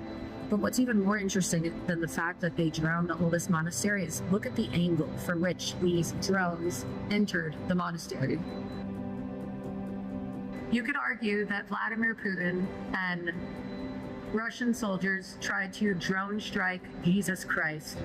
I don't think it's a coincidence that the windows that were boarded up where these Shahed drones hit and all of the debris and all the shrapnel ended up, splattering all throughout the monastery was right in front of, right behind the Virgin Mary and Jesus Christ. And so what kind of protectorate of Christianity tries to drone strike Jesus Christ and the Virgin Mary? And I just received a tour of the Lavra, and they told me that... Fuck the kids, I guess. And all the civilians that are getting bombed, like, right now. They almost hit Jesus. They almost hit Jesus and the Virgin Mary. Yeah, this is wild. The Virgin Mary. Who will this work for, guys? The side of her actually caught on fire. It's hard to see because they cleaned it up, but you could see how the red on her outfit inside that painting is a little bit darker, and it's black if you zoom into the Virgin Mary, and you can clearly see that, that's burnt. That's burnt ash from the residue of the fire burning, and they had to clean it. And so they tell me that the Virgin Mary ended up protecting Jesus Christ from catching on fire, because the Virgin Mary ended up catching the smoke and the debris from the Shahed drone. Wow. It's rather ironic, and I'm getting really sick and tired as an American and as somebody who is an ally to Christians and somebody who wants to preserve Judeo-Christian values. I'm getting really tired of seeing American influencers, people like Tucker Carlson and people like Candace Owens. Those are her. That's who this is about. Doing all this shit because it's right-wingers beefing. That's why. And then people being a lot of Western influencers, unfortunately, members of the Ukrainian government are going to force Laura Loomer upon us like they are. And really, this is just a infighting thing. And people will argue, well, we have to take advantage of this situation. And it wouldn't hurt. It does, because no one that is normal will sell their soul to side with Laura and like give it to Laura Loomer. And people like make fun of us, and people, you know, who are members of the woke right. I'm getting really sick and tired of these people like you claiming that Russia is the bastion of freedom and the bastion of hope and the ideal state for Christianity, because you're not going to look me in the eyes and tell me with a straight face that you are preserving Christianity by drone striking the oldest monastery in Ukraine and quite literally trying to blow Jesus Christ up with a Shotnet drone. So why don't you go to the front lines and go and report on a church that has been blown up and how it's affected the community that lives there? And because they don't have a church no more. While you're here talking about Jesus Christ, yes, but like there's real people being affected by what's going on that you directly worked to help kill, actually. Because Laura Loomer has blood on her hands here. She didn't just, again, have an opinion. She was literally getting paid by Russia Today to procure propaganda for Russia against Ukraine. And then gets to go to the Lavra. It's welcomed by everyone else. And like I posted yesterday on my channel and everywhere, I was like, apparently, you know, the move would have been, I guess, for media. The media move would have been to support Russia, right? And do Russia propaganda. And then, like, around this time, you flip. Because the money dries up, because Russia can't afford to pay American influencers right now. So the money dries up, so then you can flip, and then you can now start supporting Ukraine, and then it actually is even better, because then you get all the attention from all the top influencers, and they all welcome you, and all the office of the president welcomes you, like I said. So that would have been the actual viable media move, it sounds like, because there's actually no repercussions to working for the enemy. And also working to help kill Ukrainians by lying about the war, because the opportunity to bring the war truth to MAGA was right away. And I'm glad, honestly, like, hey, listen, I consistently hear how MAGA viewers watched my Ukraine content, and they'll be like, well, I watched Mercado back then, but now he's saying stuff about ICE and I don't like that, so now I don't like him no more. But they watched my Ukraine shit when the war was at, like, obviously still going, but my Ukraine updates I did. So, I mean, clearly it was possible for some MAGA to get the truth of it, of what was happening. So it's all cope bullshit, and it's been like that. I've been saying that this whole time. Like, it was like right away. MAGA, and then plus it's like foreign war. Like, you're pissing MAGA off with war in Iran. Now you're going to sell that same base, Ukraine, through Jesus Christ and Lavra in Kyiv? Really? just wanted to show you. With her AI touch-up? Really? Because we're inundated with so much Russian propaganda, and yeah. I just don't think that you should be allowed to say that you're protecting Christianity if you're trying to drone strike Jesus Christ. Yeah, you're trying to drone strike Jesus. Boy. Met with Laura Loomer, who came to Kyiv to see the truth about Russia's aggression with their own eyes. Together with Sergei Kislitsa, seeing the Russian aggression with their own eyes. Maxim Ostapenko, who showed her the Kyiv Pechursk, Lavra, and the damage caused by the Russian deliberate strikes.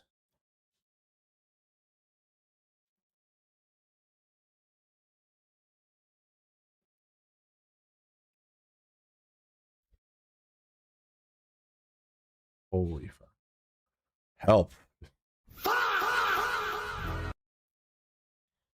On a new Saw movie cover.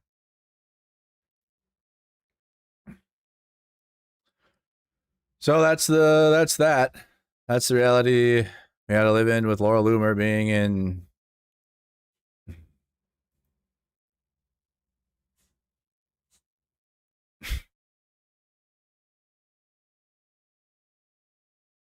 We love that.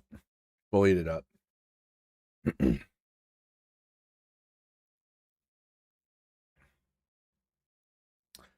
All right.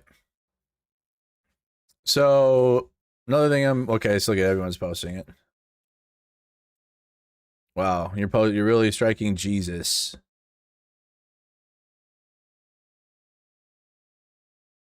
Damn. It's like the Pacific Northwest is still dissecting Tommy in the right wing.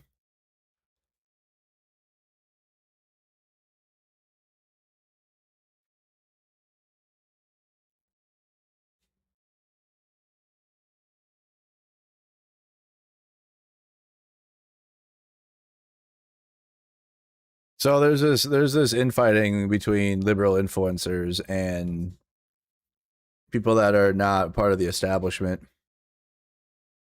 The far right is very cognizant of the people on the far left do not represent a threat to them at all. You can tell because they always use the far left to attack moderates. Laughs in Delaney Hall and the state police using horses, tear gas, riot gear, and everything to actually crush their people that would support the Democratic Party. That, I guess, like, if you obviously they're not going to vote right wing, but they're out there protesting ICE, and then their voice gets crushed. From what I see is that the far right is not afraid of actual, like, moderate Democrats. That's the actual truth. The far right and the right wing is not afraid of moderate Democrats.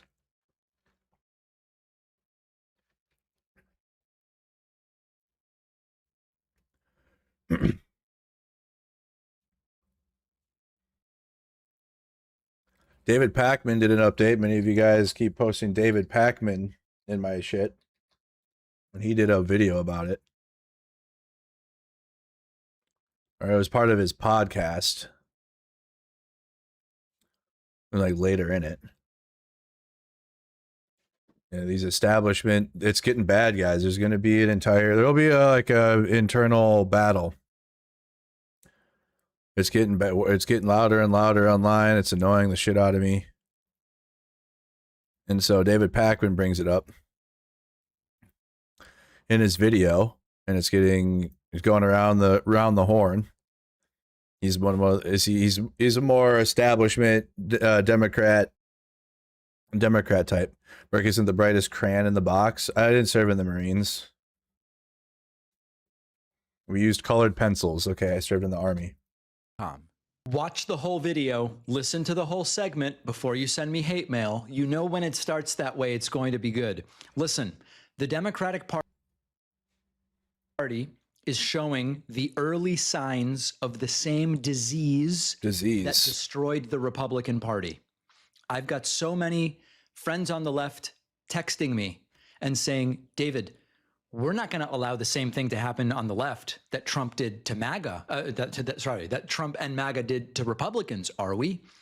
Republicans, back in 2010, their leaders laughed at the Tea Party. Conspiracy theorists, they're far-right internet trolls, they're not going to do anything. And then the Tea Party took over local organizations, threatened primaries, built their own media universe, and eventually were part of a process that gave us Donald Trump. The left and Democrats can't make the same mistake. There is a small group of far-left extremists gaining influence inside youth groups and party organizations because they spend all day online organizing and enforcing ideological purity and attacking anyone who disagrees. Like what? Like what? Now, let me be very clear. I am not talking about people who want Medicare for all and affordable housing. I want all that stuff. I'm with all that stuff. I'm a social democrat in the style of Northern Europe. Of course I want those things. In the style of Northern Europe? These are folks who treat political warfare like a full-time job. And when they can't build their own coalition, they attach themselves to popular causes. They take real concerns about healthcare, housing, police misconduct, and use them to sell what is actually an authoritarian worldview.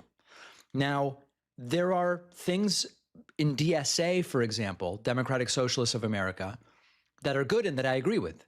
But there's also some stuff in there that I think doesn't make any sense. I saw their new platform promises a country where you have no debt, you pay no rent, no mortgage, you receive publicly funded housing, publicly funded retirement, food, education, energy, medicine, transportation. And it sounds incredible because it is incredible. How would they create it? Government ownership of the largest corporations and of entire industries, universal rent control, abolishing police and prisons and abolishing the Senate and replacing our political system. Some of these ideas are reasonable to a degree. For example, I support universal health care, and I've talked about 4 or 5 ways that we could get to it. I want affordable housing, and I've done a dozen interviews with housing experts on what would and wouldn't work to get us there. I support progressive taxation. We need to collect more taxes from the very rich. Voting rights have been hurt in this country. We need police reform. So there's elements of this that are great, and any social democrat like me will tell you we got to do that. But you bundle it together, and this fantasy in which capitalism, private industry, and major parts of the government simply disappear. This is a Republican take.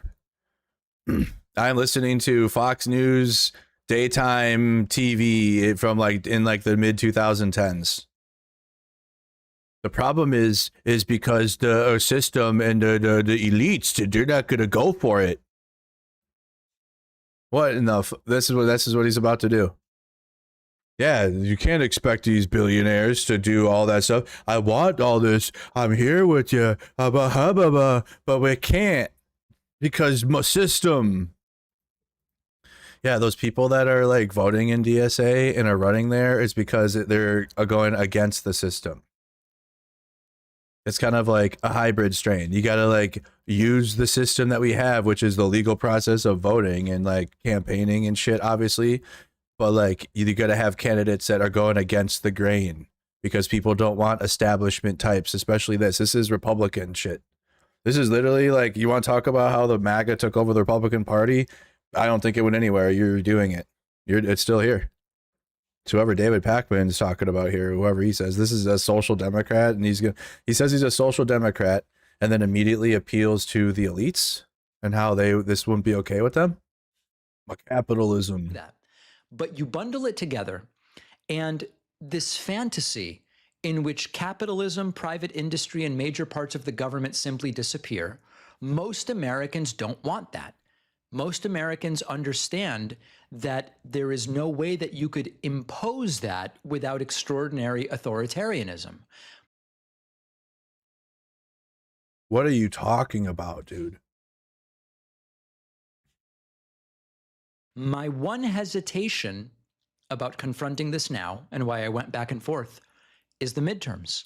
Publicly exposing the rot could make moderate voters think the entire Democratic Party has been infected. And what is this rot you're talking about? You got Mamdani and you got Abdul El-Sayed, who's doing very well in Michigan, it's looking like. And both of these candidates have a lot of support. And Mamdani is doing the most base shit ever. And they also had a bunch of DSA candidates win in New York that Mamdani supported. Besides that, what is the rot? What are we talking about here? Is he talking about the because there's DSA candidates winning and not establishment Democrats winning?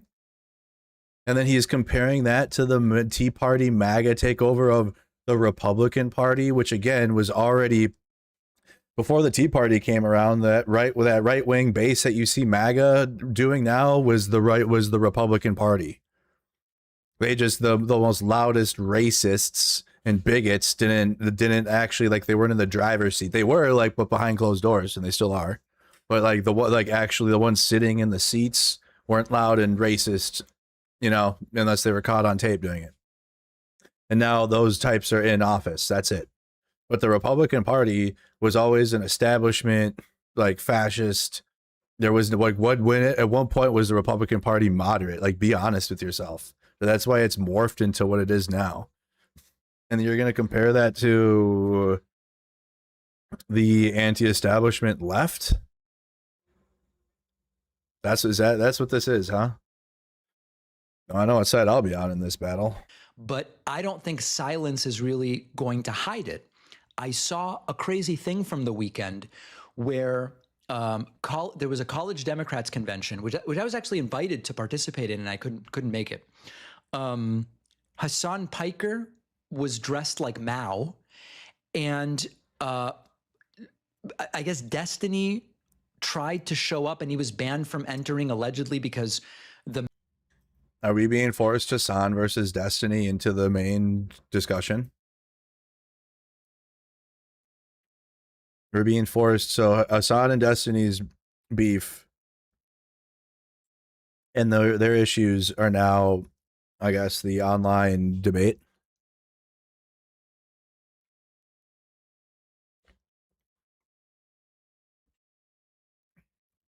The Mao-dressed Piker didn't want him there. Republicans are going to put these clips everywhere. Like, people seem crazy when the only ones that have put those clips out have been liberal influencers. The Republican Party and Republicans do not give a fuck about internal Hassan and Destiny beef. The college Democrats convention. Or sorry, yeah, Hassan and Destiny. Which I was actually invited to participate in, and I couldn't make it. Hassan Piker was dressed like Mao, and I guess Destiny tried to show up, and he was banned from entering allegedly because the Mao-dressed Piker didn't want him there. Republicans are going to put these clips everywhere. Like, also, Destiny put out that he would use his base to harass any Destiny reporter harassment. Any journalist that gives like attention to Hassan. No, I'm not gonna be able to find the fucking tweet. Well, that's why I actually unfollowed him after that point. So I've been following Destiny, but he put out that I can't now. I'm not gonna find it. But he said he was gonna send his entire fan base to harass any journalist that even like talks to Hassan.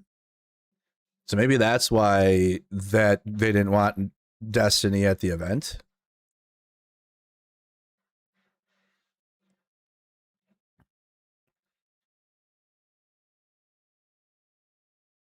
I'm not gonna be able to find it now. Just Destiny journalist. I don't know how to look up tweets on this shit.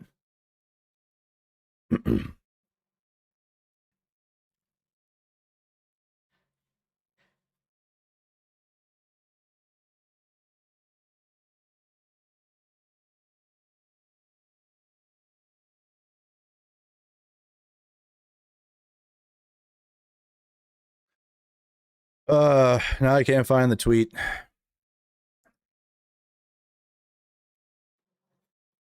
Either way, it was along the lines of I will send my entire base at any journalist to harass.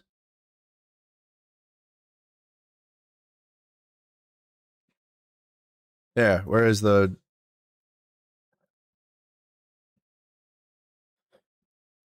Here you go, 2026, June 30th. Just a heads up, I'm going to be doing mass harassment campaigns on every single journalist who gives this guy free interviews from now on. So, you know, when I'm out on the streets covering protests, and obviously like Hassan showed up to a couple of them, if I were to just ask Hassan a question and shit, like I get a mass harassment campaign from Destiny's audience, fuck that. And then who weaponizes their fan base like that? Absolutely fucking not. That's insane. That's literally like, that's insane. Didn't want him there. Republicans are going to put these clips everywhere. Like, people seem crazy when they see this stuff, and they are going to abolish the police and abolish borders and abolish prisons and play them on a loop for 6 months. If I were an average voter with no knowledge of these online personalities, which most of these people are, most people don't follow this sort of thing. They're busy living their lives and working and doing all this stuff. So then why are you bringing it up? So then why talk about it? When David Pakman, you are like, I guess a mainstream alternative media source now for many people, right? 3.65 million. That's not weak numbers. Pretty strong numbers. Very strong. It's high viewership. Does many videos talking about the day's issues, right? Definitely like trying to influence for the Democratic Party and people that vote Democrat. So why are you bringing this issue up then? And then why are you bringing Hassan Destiny beef into the main conversation? Because again, at the end of the day, I don't know the all ins and outs between those two's problems with each other. I've just seen the reason why I unfollowed Destiny was because of what he said about journalists interviewing Hassan. And I'm like, I'm not having nothing to do with that. Now their beef has gotten so fucking toxic or whatever. I don't know the ins and outs of it. I really don't, and I don't care either. Actually, I don't care. But the fact that again, it's such a sideshow thing, which it is, because when you actually talk to regular voters and regular people, they want to challenge the status quo now. I just was in Maine talking to people that are more centrist, if not right wing, and they were like, "Yeah, we can't have these establishment status quo Democrats. Like, I'll vote Democrat, whatever, at the end of the day, but I'm going to be pushing for people that are more challenging the status quo and challenging the system. I don't want a Democrat that's just going to go business as usual." And that was from centrist types. Kamala and Tim Walz already went after the center and right wing in the 2024 campaign. So what do you think running that strategy back is good?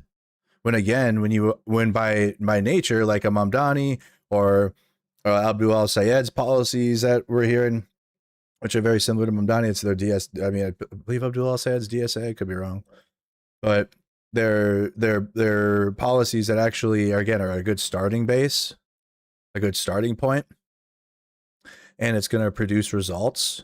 And when you do that, you're going to have people even that are on the right wing support that, because it's like, oh shit, I mean, I want vacant buildings in New York City, and the owners you're going to have a vacant building just taking up space in there. You probably got to pay a little extra money. Kind of like a tax on the rich for their shit that takes up space and they're not using anyways. And that can help stimulate the economy actually. When you tax the rich and not like give tax breaks to them and then it'll trickle down. That doesn't work. That's never worked. And so when you have David here, literally like, the system will not change overnight. Okay, guys, he's literally doing the meme. Guys, all those progressive ideas sound so good, but Republicans. Okay, and that would upset them. So we can't do that. He's literally doing the meme. He's literally doing the meme. He's doing the very thing that I'm worried about if this is the energy from the Democratic Party, it's cooked, guys. If David Pakman's energy right now is what's going to lead the Democratic Party in the midterms and in 2028, we're cooked. Because that's not something I want. Chat, be honest. Do you guys want to subscribe to fucking establishment politics right now? And then also, if you are especially against the right wing MAGA, and even if you're like MAGA and you're tired of it, you ain't getting no fucking former MAGA, recently awoken MAGA to go support establishment fucking Democrats. You're not doing it. It's not happening. That's especially if maybe they've been falling off of MAGA or whatever, and like they did that in 2024 already, and then it just resulted in Donald Trump winning again anyways. The strat doesn't work. It's like, and you're playing a sports video game and you're getting your ass kicked and you keep spamming the same shit and hoping that it works.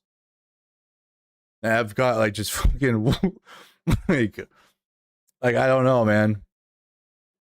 I don't understand this mindset at all, especially since what we're seeing out of the DSA and these politicians. Like, again, we only really have a couple examples yet. We got to see more evidence in like New York City and how that's playing out, but it truly is. It's not like his argument of it's not going to be quick, whatever, but he's trying to shut it down while it's happening.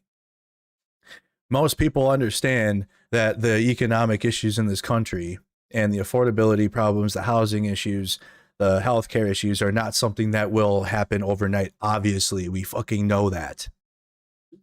So we have to get more people in office, and it's going to take the grassroots. It's going to take a mayor winning. It's going to take your city council. It's going to take the local elections to build a foundation. And then again, it's going to be long term. It's not going to be a quick thing, and everyone understands that. You have to see if it plays out that way, because the establishment status quo does not work. We know it doesn't. We know for a fact it doesn't work. MAGA's fascism doesn't work. The establishment doesn't work. So when we're seeing results too from the onesies and twosies, more DSA progressive types, or progressive to DSA, because I don't think just being progressive is enough anymore. Because people have been just progressive since for a long time, and you just need to be more. So I don't know. I don't feel this is no good. We'll see the rest of the segment. Abolish the police and abolish borders. And also, who is calling for abolishing the police too? Whoa. That is not, I have been, we've heard abolishing ICE. We've heard that. We heard abolish the police in 2020, but that was from a couple cities like Austin and Minneapolis, based Minneapolis, of course. But it did it happen? No. They got more funding. The very year in November of 2020, they got an injection of $200 million of funding. And also, I think Austin, Texas, right? But beyond that, we don't hear that. It's been 6 years. No, I've been to every protest, every major nationwide protest since Trump took office again. And I'm hearing definitely abolish ICE. And there's issues with the federal government, with the flock cameras and the surveillance. But like in terms of abolishing the police, I'm not hearing that. Zero. No, I haven't heard that at all, again, in a long time. So who is saying abolish the police? What group is saying that? Other than people will. But I'm saying, is it a platform of any of like these DSA types in there and what they've said out there? Because I have not heard that whatsoever. Dressed Piker didn't want him there. Republicans are going to put these clips everywhere. Like people seem crazy when they see this stuff, and they are going to take abolish the police and abolish borders and abolish prisons and play them on a loop for 6 months. If I were an average voter with no knowledge of these online personalities, which most of these people are, most people don't follow this sort of thing. They're busy living their lives and working and doing all this stuff. If I were an average voter with no knowledge of these online personalities, I would find these images and a lot of this stuff very alarming. So as I said last week, and so many of you agreed with me, Democrats must act now and intelligently. The centrists don't really do anything, make very milquetoast fringe suggestions that you don't even really push for. Not working, okay? This other thing of like end everything, it's a sort of destructive accelerationism, that's also not going to work. So destructive accelerationism where? You're literally doing right-wing propaganda. You're literally doing Fox. This is a Fox News segment. This is Fox News. Boomer right-wing propaganda slop. This is the fight. This is going to be the actual fight. That's why you guys think it's just as easy as opposing Trump. Oh boy. It's part of it. Certainly part of it, for sure. Like level 1, though. These are saying shit that you hear on Fox News. I think that what we need here are no apologetics for dictatorship, no apologetics for authoritarianism, no harassment, no anti-Semitism, no...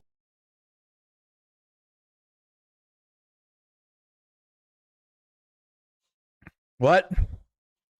No, what? No anti-Semitism.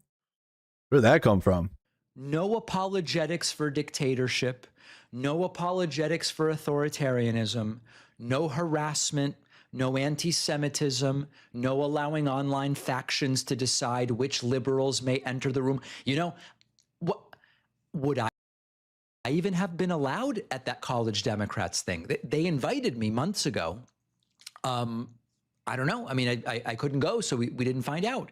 So we just need normal people to participate, join local committees, attend conventions, get involved with state parties, and let's turn the DNC into something that works. Many reasonable people doing a little can defeat both the centrist do-nothings and the hard. So a new center. But guys, if you thought about having a center of the center, huh? Because you got the Democrats, which are already the right wing middle, and then you got the MAGA, and then you got the actual Republicans that are further right. You got the MAGA, and then you got the anti-establishment left, which doesn't really have much power at all. It has literally like a handful of politicians, and they're doing well, but they have zero power in the government at all. Because that exists, and just a bunch of people there that are against the system. Again, they don't have much power right now. The coalition's building because there's people protesting, and it's like getting scary because the system's so scared. They're so scared. Israel money, all that, right? They're very scared about, like, because people are tired of the status quo. Let's create a new middle. Hell yeah. A new middle, so we can definitely make sure we have even more separation away from fighting the right wing, which is like continuously just getting bigger and bigger. Cockroach movement in India. Damn. What's that? Hardcore extremists who would get nothing done. Republicans believed they were going to control the extremists. They were like, we got these people under control. The extremists took over the party. They didn't take over. They just were got to be the face of it instead of being behind the scenes. It's the same Heritage Foundation. It's the same. What are you saying? This is shit that maybe I believed when I didn't like start using my brain. Republicans believed they were going to control the extremists. They were like, we got these people under control. The extremists took over the party. Democrats can still prevent that outcome, but we've got to get them to get things under control right now. I've said before, I've never been a Democrat. I don't care about the Democratic Party beyond who offers the best. Beyond trying to gatekeep literally point by point who can be allowed in, right? Being a gatekeeper while saying, I don't care. Oh, I'm not here for the... What the fuck? What in the hell, bro? You literally just were like, this person can't be in, and you can't be in if you got this, and you can't do that, or you can't be a Democrat. Republicans believed they were going to control the extremists. They were like, we got these people under control. The extremists took over the party. Democrats can still prevent that outcome, but we've got to get them to get things under control right now. I've said before, I've never been a Democrat. I don't care about the Democratic Party beyond who offers the better candidates, and usually it's Democrats over Republicans. But we've got to make sure that we don't allow that party, if it is the vessel, at least for now, to something better than what Republicans are offering, to be hijacked. I think you burned the right. This is about let's include, but not allow any extreme faction to take over. What? Let's include them. We need their vote, but we can't let them have any power. What in the hell is this? What kind of shit is that, yo? What the hell? Yeah, we need them because they will vote for our establishment because they won't vote Republican. But we got to make sure that we keep them away. What are you saying? And that is what I think makes the most sense. No. Can it be done reasonably and without self-inflicted damage between now and the midterms? I don't know. I hope so. Oh, boy. Okay. Well, there's a reason why these types of candidates continue to win. And if you're going to shill for, I'm a lib left Democrat, not auth left, red left, or communist, or whatever you guys want to call it.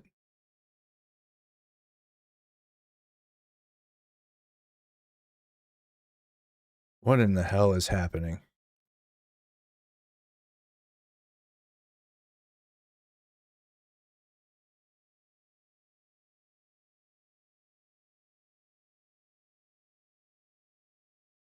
I saved this tweet from Political Punk. At 4:36, Mark Packman goes on a little diatribe saying we needed normal people to step up and participate. Okay, boss, weird to see how these people who claim to be progressive keep relying on right-wing concepts. Like I told you, it literally sounded like a Fox News segment. Again, it's just the most basic Obama-era policies. And this was, well, how are you going to pay for Medicare for all? And how are you going to expect the elite to just go with it? Now you're doing it. No. He's literally doing Fox News.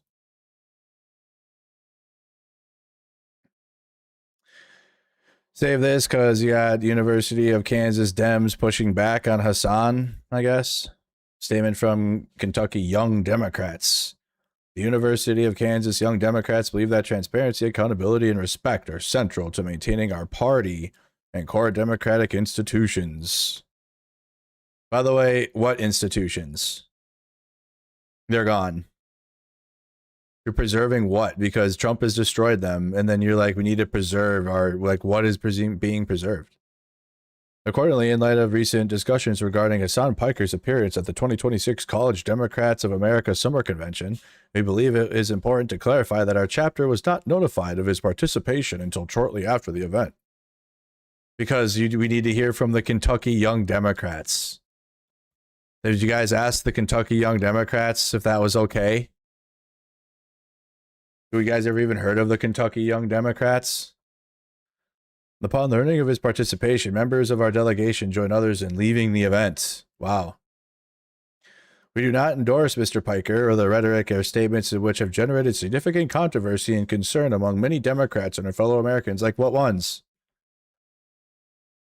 What if you're reading this for the first time and you, like, again, most people, as David Packman just mentioned, most people aren't aware of the infighting and political drama with Hassan and other creators. So if you're like a regular ass person, that I guess the normal that David Packman's talking about, who in the fuck even knows what did Hassan do? What did he say? I mean, if I was a person, I'd have to go, okay, well, I guess I got to go fire up Hassan's stream and see what he said. Oh, you're giving him viewers. You're going to have to figure it out, I guess. Yeah, or you just got to be in on it, or what? Is this an inside joke, or what? Members of our chapter have since faced harassment under the mistaken assumption that we supported or were affiliated with Mr. Piker and his views. That assumption is demonstrably false, and we, like our fellow students, should not be subjected to harassment based on it. We hope this administration provides the clarity necessary regarding our position and allows us to return to the work of building a stronger Democratic Party. Just building what?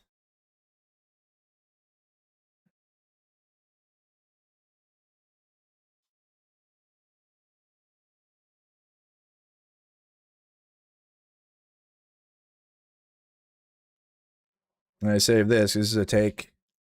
Hassan Piker is an illiberal, anti-democratic, parasitic infiltrator who has no part in the Democratic Party.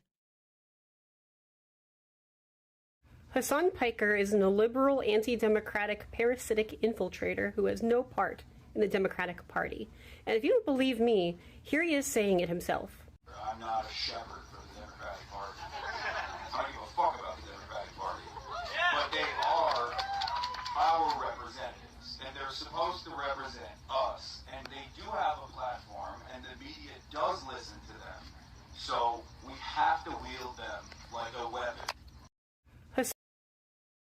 What's the problem?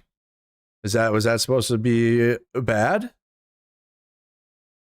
Are you against the system or are you for? That's the problem. Are you for the institutions that are just allow politicians like Donald Trump and fascist Republicans to just do whatever the fuck they want and enrich themselves eventually? Or are you trying to be against that? And again, you'll have people that are like reformists, but some of this shit needs to be outright abolished, if not a lot of it. So what did Hassan say that was wrong?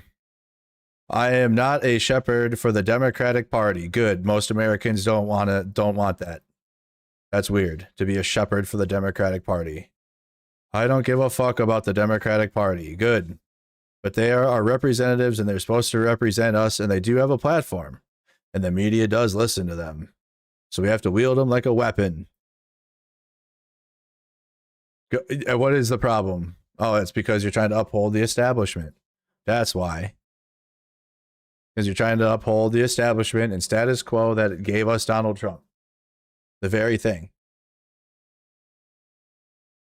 So be ready for that, guys. I just want you to be aware of it. I'm not going to get in and I'm not going to get into the weeds of content creator drama between political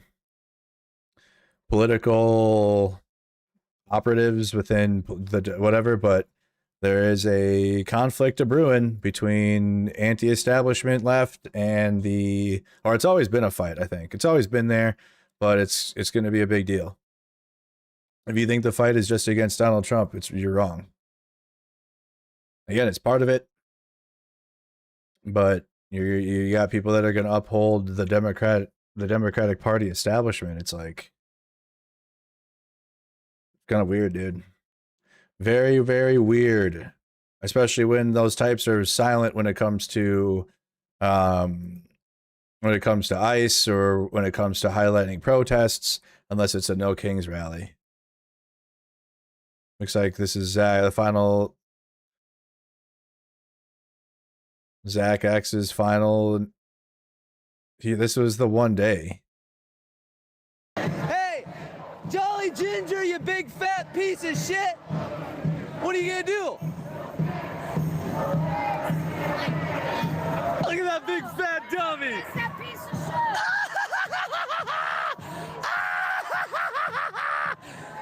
You're a loser! Keep walking, fatty!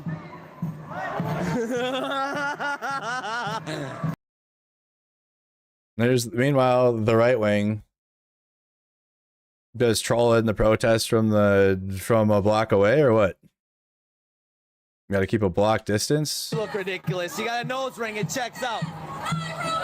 Heckling workers, heckling somebody at work that he begs and begs and begs for $1. Got his donation in his fucking thing.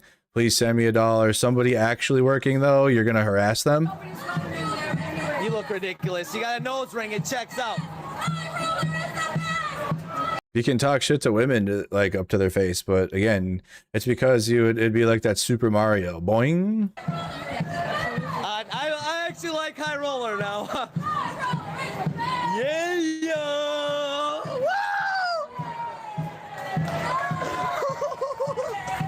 yeah, get it, girl. That's the problem. They're gonna do this, and somebody can't get saved right now. As the protest itself handles the emergency vehicles. That's like the one thing the right wing will always say is like, well, what happens if there's an emergency? And then every single time the protest moves itself out of the road that they're protesting in to make room for the emergency vehicle. Every time, though. Every single time. That's the problem with protesting in the street. It's a completely illegal. It's not. Because people need to get saved. Woo! Pretty hardcore. Went right through. There was no problem. Thank you. They're pushing me out into the rain. They're gonna follow us, most likely. I love you. I love you. Shut up! Shut up, you ugly! You're ugly! Fuck you! I love you! Fuck you, bitch! I still love you! I love you! Boop, boop, boop. Yeah, there's the finger salute! Nazi pedophile! Were there any other days in Portland, or was it just this one day? Nope. Well, no, that was that. Chud goes to Portland, Maine, gets rained on, and complains. Jake Tapper reports that Greg Bovino, on call with the office of the U.S. Attorney in Minnesota during Metro Surge, made an anti-Semitic remark about the Trump-friendly U.S. Attorney in Minnesota. What? Also that day, Greg Bovino demanded a phone call with the U.S. Attorney's Office. Bovino was angry that prosecutors had not been filing cases against protesters whom he had claimed and his agents had claimed were assaulting officers and agents. You assault an officer and you're going to jail. What Bovino said on the call stunned the prosecutors. Quote, "These people are wackos," Bovino said about Minnesota protesters. "This shit is getting ready to come. We're not going to calm it down. We're going to put it down. We're going to pacify this place. We're going to roll them up." Did you? Bovino also made a comment about Rosen, the U.S. Attorney, who's an Orthodox Jew, sneeringly referring to him as one of the chosen people, a comment prosecutors found anti-Semitic. After the call with Bovino, one of the prosecutors said, quote, "They're going to kill someone else." Others agreed. On Bovino's claim, also that day. That's crazy. Well, man, he's not Bovino's coming. This is old. Well, this is reporting coming out now. That's wild. Well, he no longer has a job. Little angry little man.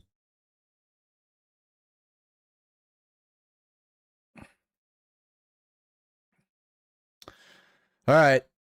I think that's what we got today. So you got Trump's Iran debacle. Last night, just 3 MAGA took over the square. They do it after everyone leaves. Why didn't Nick go up there and support Zach X's thing? They went up there when there was nothing organized. Yeah, I did. What do you mean? You came up and tried to hand me a sticker that said pretty much fuck Trump and you want me to... No. Oh yeah, based. They go there when no one else is there. Same thing in Minnesota too. Wow. Wow. Strong and brave. Here you guys go. Here's MAGA. Look at this shit. Oh, I'm gonna go up there too. Hold on. 1-2 ice. Wow. Zach, wow. Minnesota's about to pop off. Where? He's not. No, that's reporting from January when he said that. That isn't now. He's not. Bovino isn't coming back. He doesn't have a job anymore.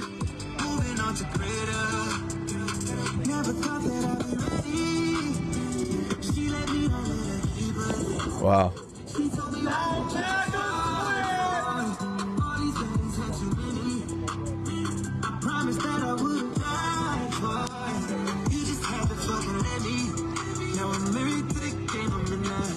What? What's wrong with Wisconsin? What?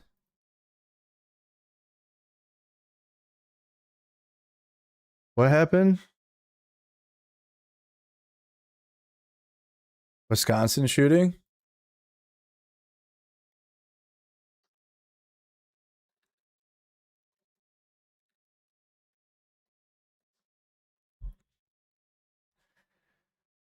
I don't know. Oh, geez. Man dies after being shot by Madison. Is it bad?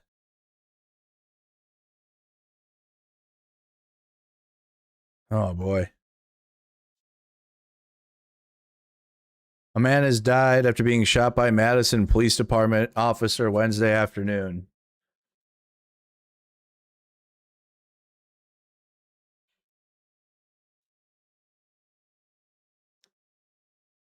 Being a True Blue member has its perks. Just look a little closer. Unlock up to 20%.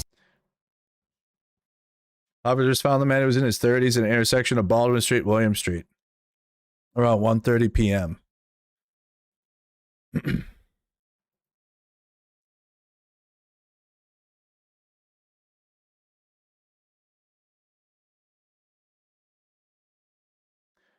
Chief Patterson said the officer who was injured by the knife was the same officer who shot the man. Okay. Chief Patterson said the man either... Okay. Madison Police Department Chief John Patterson said officers were dispatched around 1 p.m. for the report of a person checking through parked vehicles. MPD officers found the man and tried to talk to him. Patterson said the man allegedly rode away on his bike through nearby backyards.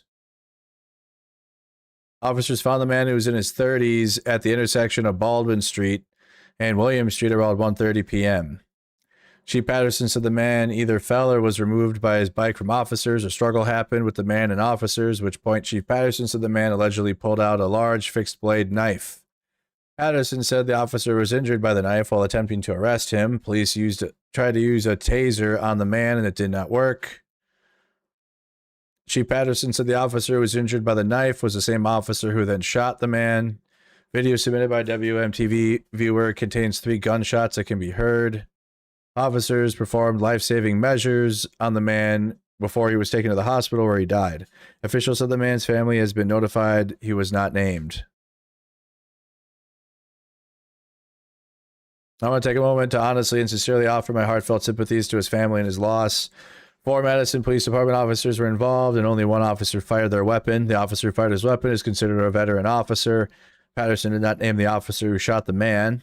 Madison Police Department officers do not have body-worn cameras. Wisconsin Department of Justice Division of Criminal Justice is leading the investigation. MPD said multiple streets are blocked off. Multiple community members were gathering on Williamson Street. You got the press conference. You posted on the page too.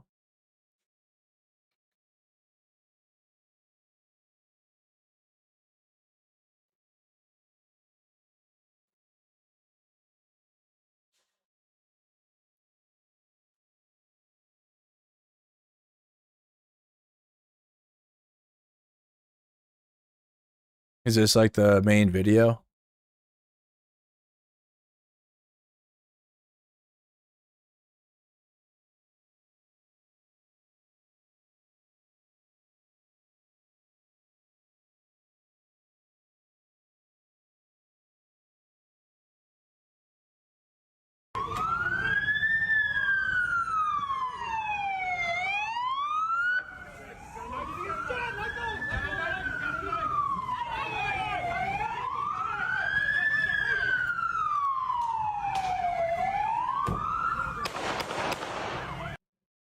God damn.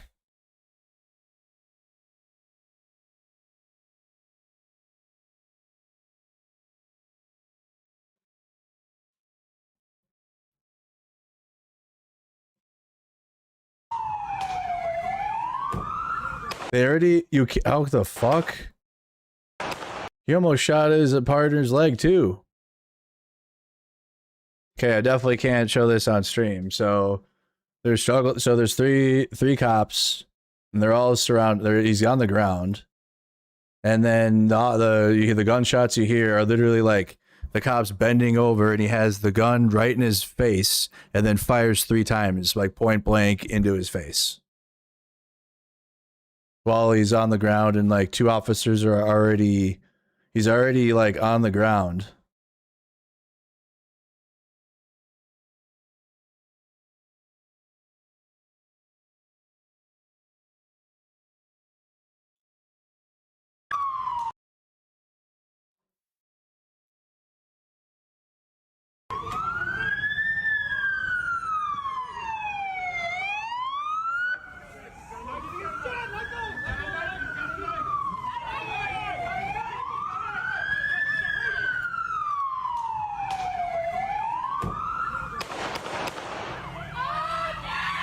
Jesus. So he had a knife, but there was literally like, there is multiple cops. And then in the manner in which this is done, like I'm trying to show you without playing the video. Okay, can I play this? Okay, I'm not going to play the video. Okay, but look at 3 shots. Look, you see, this is where the firearm is. That's the firearm. There's the suspect or whatever's head. So they're fighting with him. He's already on the ground. One of the is look at where and even you're firing right into where your partner's leg is, like right behind his head. because they're getting him onto the ground, and then 3 shots are fired point blank into his head.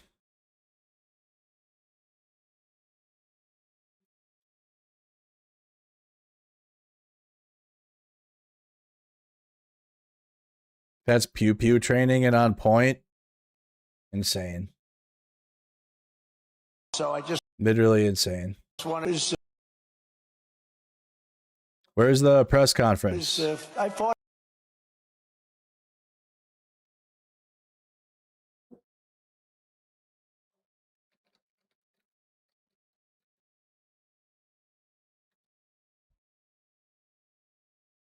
You know, we're going to. And please take a moment to. Oh boy, it's only coming out of one ear. 4 months ago. You know, we're going to rely on the video that the community has provided to help guide us through this.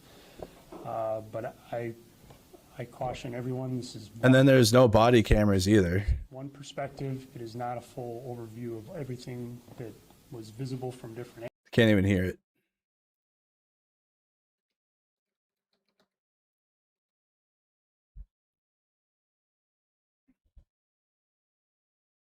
We need to post this. So you already had you're already struggling with them on the ground. Look at I'm up look at see where the gun is? This is the cop's gun. Literally you get to so you can execute this certainly is gonna be have a massive response.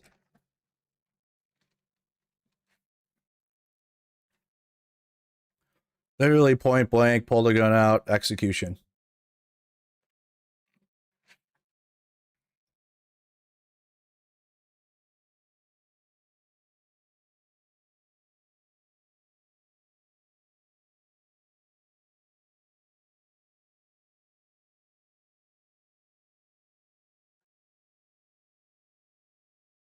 It says a crowd's formed at the scene.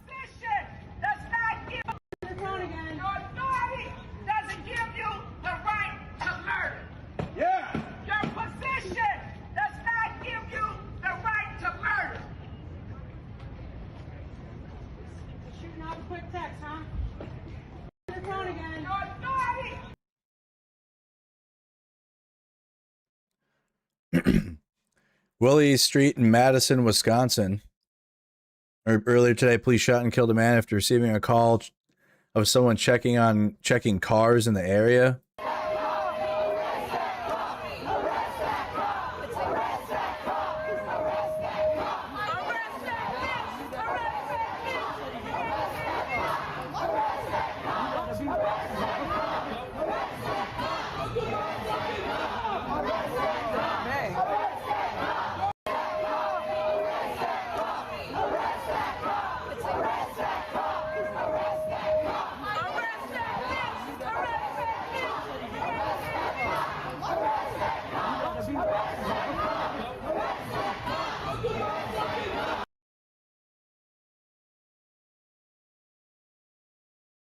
There's a closer video.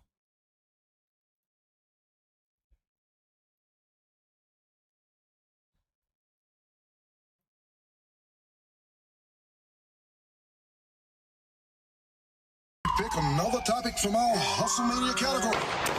What I know, Cartwright. Got it for the low. So be it. Got it for the low. Pin style. Yeah. Okay, there's 360 at Sony HD ready flat screen. Yo, they done shot the man. Damn.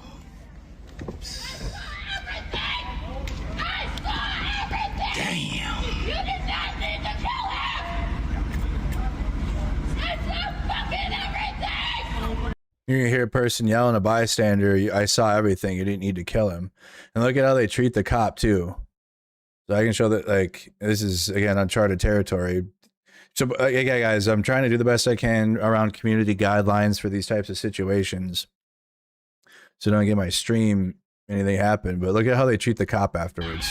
Damn. You did not need to kill him. She says you did not need to kill him. No, it's not ICE. This is local police. It's like this shit still happens in the country. Like It's just because we see ICE doing it, the federal government doing it, or it's still the same system of policing. It's still all the same system.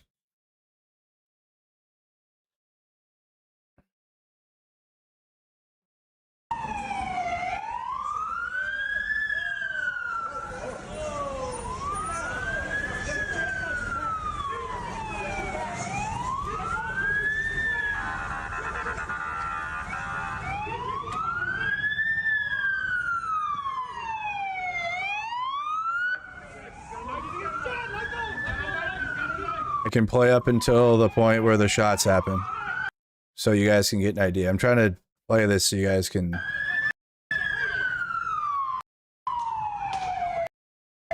Okay, see how he's down, and like see how the other cop is already like he's got his foot on him, and then right here is when the shots start. So he's already so there's already two cops physically on him. The other cop has his right leg on his legs. And then at that point, then the first, let me get back here. Hold on. Okay.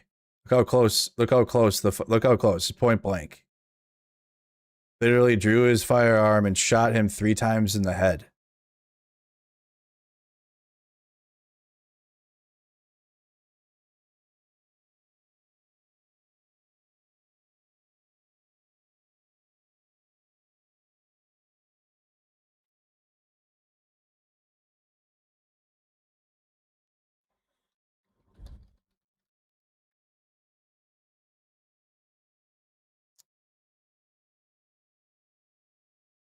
Are any yeah, there any known like anyone out there covering that crowd?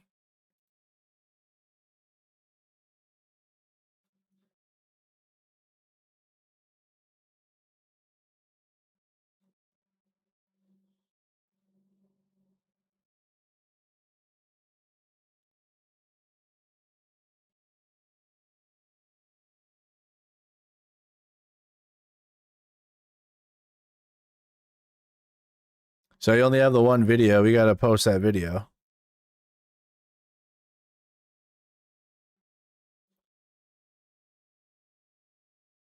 There are de-escalation teams on site, but it seems at the front of the protest there's quite a bit of taunting officers who are guarding the scene.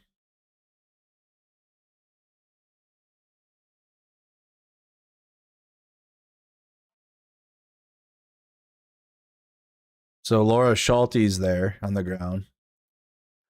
Madison's 4 hours away from where I'm at.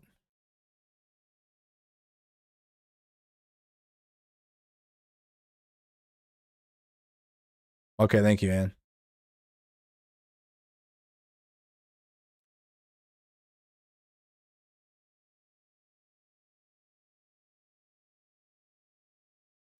So it doesn't know if we have any, I mean, that's the only video we have.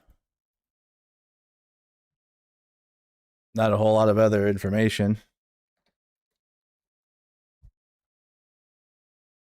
Other than the video we have and that, and what we saw. More like a police execution. Man in his 30s died after being shot by a Madison police officer during a struggle in the Marquette neighborhood Wednesday afternoon, according to Madison Police Chief John Patterson. Officers were dispatched before 1 p.m. for a report of a person allegedly checking parked vehicles. When officers located the man and attempted to contact him, he fled on a bicycle and went through his backyards in an attempt to get away, Patterson said during a news conference. Others connected with the man, again, around Baldwin and Williamson Streets around 1:30 p.m. The man either fell off or was taken off his bicycle by officers, which is still being investigated. A physical struggle ensued with officers in the middle of the street. During the struggle, the man pulled out a large switchblade knife and an officer was injured. A taser was deployed but was unsuccessful. The officer injured by the knife fired his gun at the man, Patterson said. The shooting was reported around 1:35 p.m. A second officer was also injured, though it's not clear how that occurred, but it is not thought to be by the knife. Yeah, probably him shooting him probably the cop shooting him point blank with his partner's leg right behind the back of his head because he was shooting him point blank in the head. The man initially suffered life-threatening injuries and was taken to an area hospital. Patterson said the department was notified around 4 p.m. The man died from his injuries. I want to take a moment honestly and sincerely offer my heartfelt sympathies to his family for the loss. Officers at the scene attempted life-saving injuries. 4 officers were involved in the incident, but only 1 officer fired his weapon, according to Patterson. The officer who fired the weapon is a veteran officer. All involved officers will be placed on administrative leave. The Department of Justice Division of Criminal Investigation will handle the investigation. When a knife is produced during officers' apprehension arrests, the overall situation is clearly elevated. Patterson said it becomes incredibly dangerous and increases risks for everyone there. It really narrows the scope of options and possible outcomes. This was clearly a dangerous situation. I am grateful that there were not more serious injuries inflicted to those officers, but convey my sympathies to this man's family. Patterson said he is aware of cell phone video that has circulated online depicting the incident. He's asked the community to recognize that there is other video that has not been seen, that is not circulating online, that will be reviewed.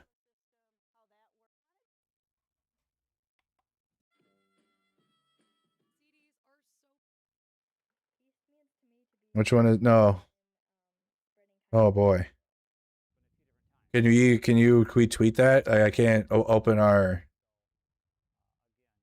BGs in Michigan. I can't open the DMs on stream.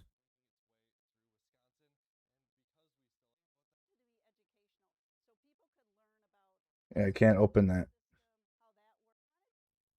There's an up close. There's one that's like right up close.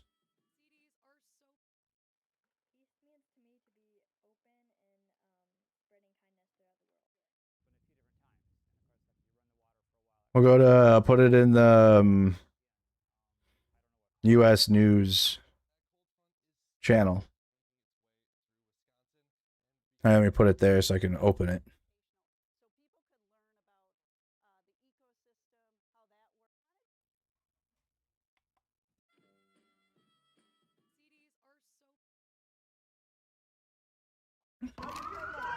Let me look at this. Hold on. Let me look at this on the other side here. This is really close.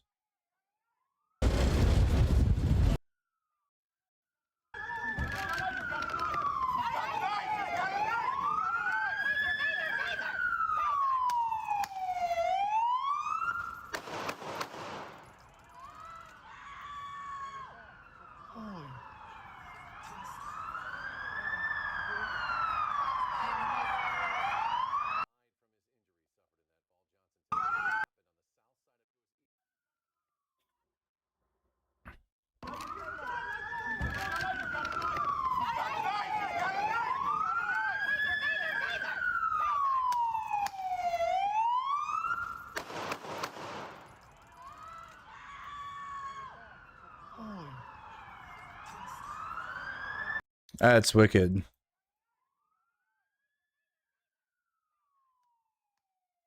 I'm hearing the stream in my... I'm hearing the video again. Hold on. I'm hearing it. Are you guys hearing the video like twice? There we go. Trying to... Let me see if I can play it here. So this is a much closer angle, but I got to be careful here.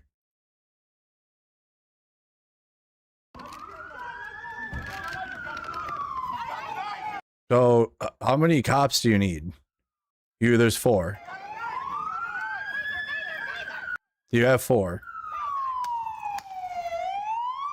And then you immediately go from trying to detain him to deadly force.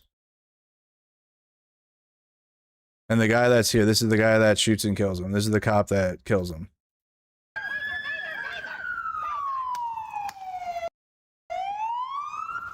Steps on him, and then that's all I'm gonna play there. And then look at where his arm is, and then it's literally point blank.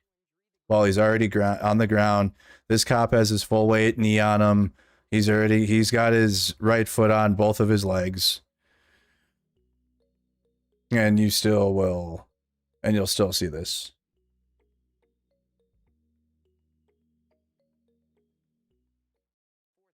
That's crazy. That's wild. And then I can't play it further than that because you start to see the blood come out onto the street. Yeah, it's in the Discord. You guys, if you want to see that closer video, it's in our Discord. In the news section. There we go. It's all posted in the news section in our Discord server.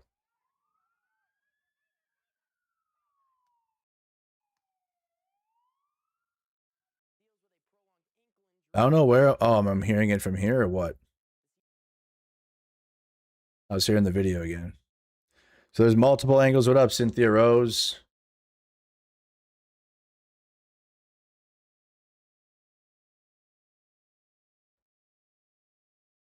And then you also have the leaked audio coming in from David Broylette, the ICE agent from Maine, who murdered Johann Sebastian Guerrero.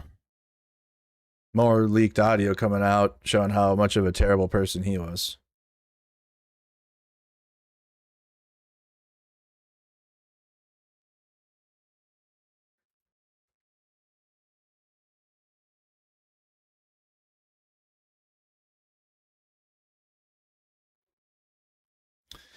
All right.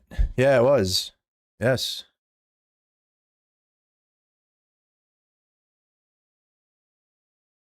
It was point blank. Has he always been this right wing? I never watched him. I thought he was sort of like establishment progressive.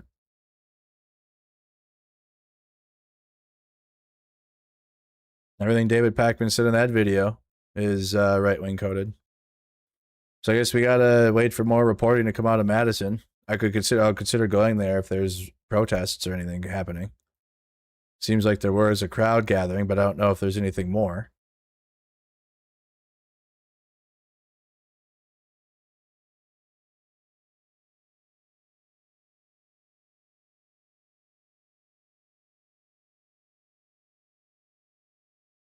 What up, Dark Angel? Wisconsin's very good looking. So I guess I'll keep paying attention to that in the background.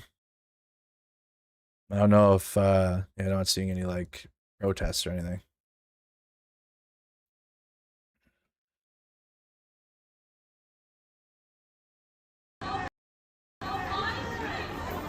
Here's clips from there's a crowd out there.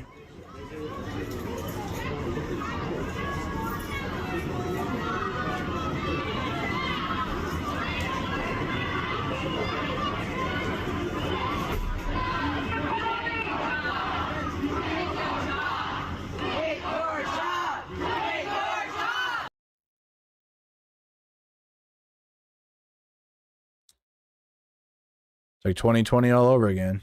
Wonder if there's any further video here from Laura. Nope.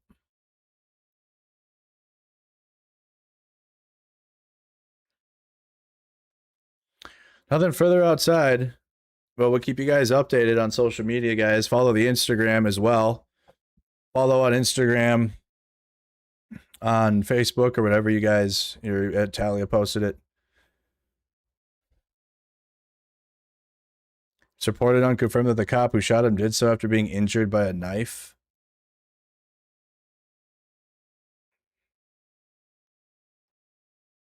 We'll see. Yeah, it's very tiring living in this. That's why, like, when you have people like David Pakman that are like, yes, we need to continue to uphold these systems and institutions.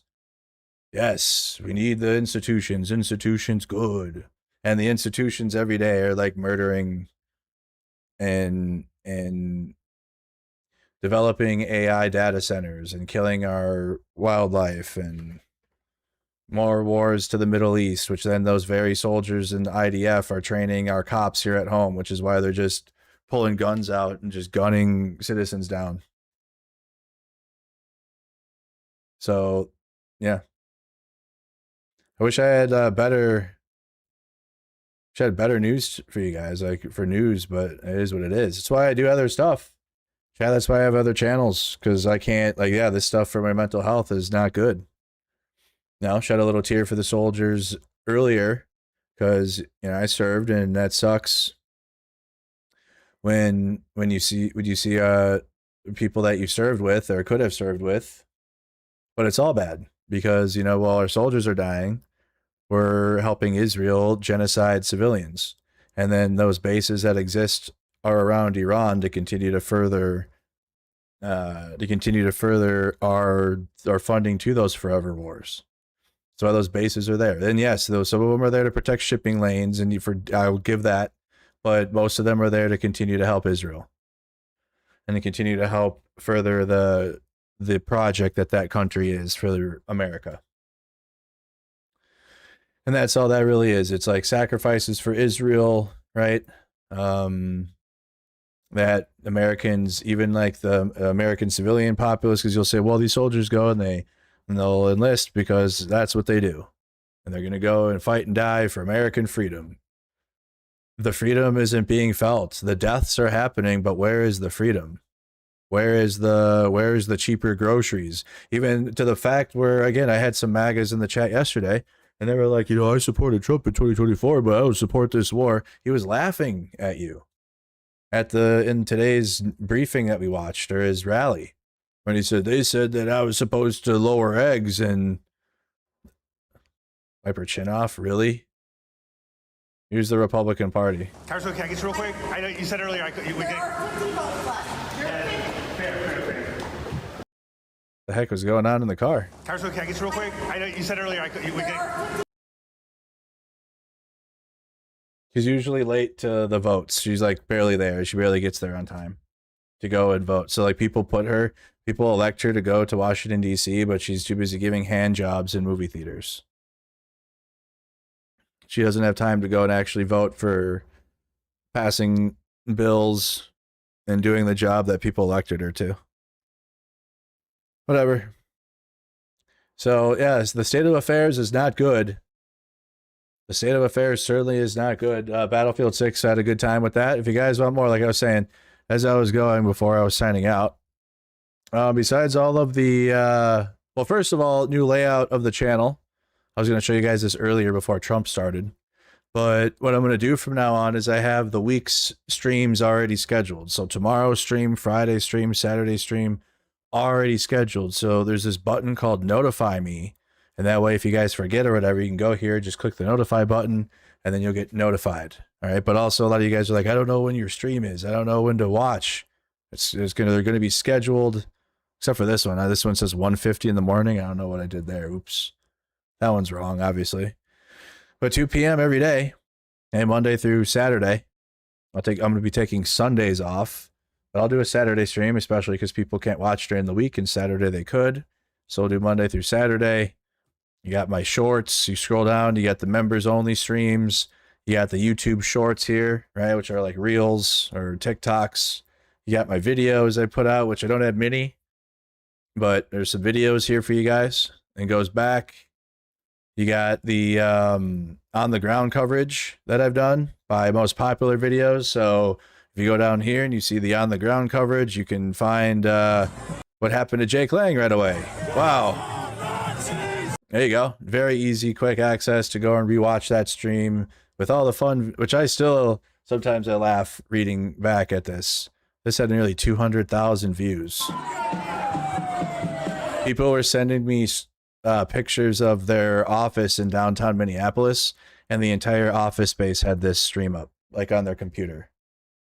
And like people in downtown Minneapolis, everyone was watching this feed. So all of it's there, so you guys can go and rewatch all that if you want, or some of the other moments, like this is in Portland. You got the Portland.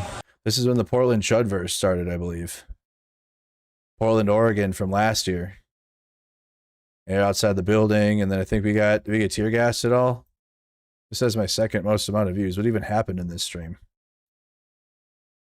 Why was this stream a big deal?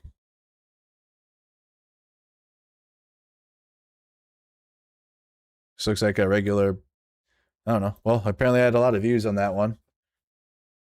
And then here's the ICE raids. This is when everyone went out to gather. There was tens of thousands of people outside in Minnesota. Thousands and thousands of protesters have converted. It was just -40 and everyone was freezing. I think I stood in this spot for how long? An hour? When did I start showing it? Because I went to the front of the protest at 39 minutes, and then that ended. Look at that. And then I finally joined the crowd Oh, wow. Finally rejoined the crowd at 1 hour and 43. So over an hour. I stood in that spot for over an hour as people were going by. That's how long. An hour of protesters marching by. And then you rejoined them at the end, and then they kept going. So all of that's there. If you guys, and I have it so you guys can rewatch some of that stuff. It was harder to find all that a little earlier, but it's based on views. So these are the streams you guys might remember over the others. Like you can go through this whole thing and watch and then you can set it to however you want. Like, you know, if you want it by the newest or however you want to watch them, but they're all here. Most of the ICE coverage will be there right away. Oh, look at Kenosha, Wisconsin made it up into the top 40 from 5 years ago. That's crazy. In my Kenosha, Wisconsin stream within Kyle Rittenhouse, all the actual riots. Yeah, it would show. Remember the Tell the Chuds in the right wing. These are what.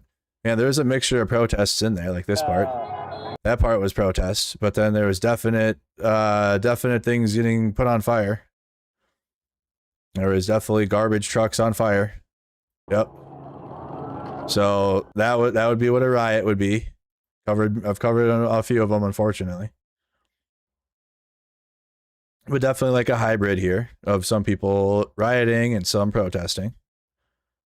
That's wild. And they're just on fire. So let's see if any of you guys are in the chat back then. Oh, there's Mod Ann. See if I see anyone else back there. Wow. Who is this? This Karen, not that Karen. I had a sub. Don't know who they are. They're a moderator, Lady Snake. I think I was just adding random chatters as mods to help. I don't see any of these guys' names in the chat now. If you guys see your name, let me know. There's Rachel.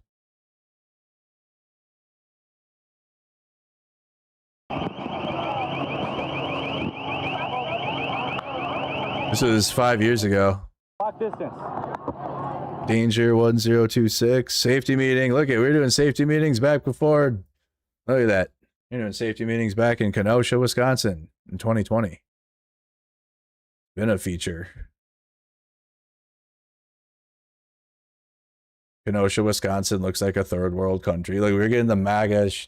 Holy cow. Grand Tifa.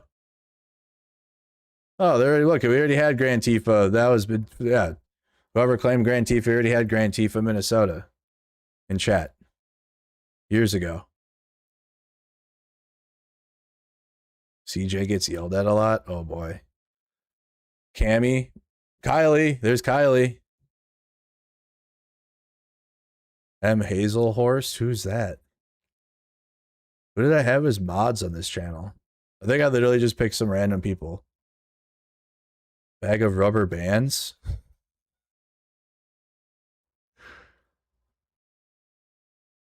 Ew. Well, they were promoting CJ. I would never do that now. Portland Andy was in the chat. Whoa, I just saw Portland Andy in there. I just saw Portland Andy's name in my chat from 20. I have not even read this. You guys see that? Fuck. I just saw his name there. He was in my chat back then. You guys see that or no? That's wild. The memories. There you go. You guys can go see what riot activity actually looks like instead of liberals holding signs that MAGA calls riots. So there you go. Kenosha made it in top 40 all time. Oh, here you go. You got Derek Chauvin. Derek Chauvin protest made top 50. Oh, this is from 2021. I put the Snack Squad logo on the screen. Yeah, we've been doing this. And then they came here with federal agents thinking Minneapolis was not going to be ready, dude. What do you mean? This was our existence in 2020 and 2021.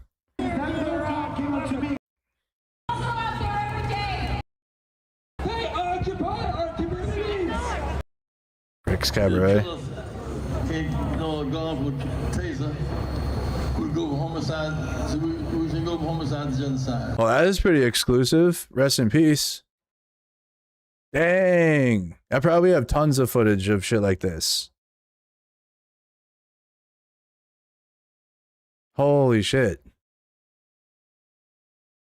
Handpicked by Keith Ellison. The judge, those who are who on the jury, handpicked by Keith Ellison and his staff. So even say tomorrow, even if we win, it's relief, not victory.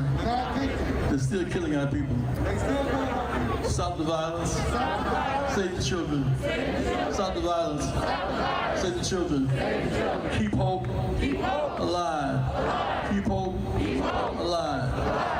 Now, I ask you to be nonviolent because we're wise, not brilliant. So we're nonviolent. We're nonviolent. Not because we're scared. Because we're wise. Some members they want a race war. They're heavily armed.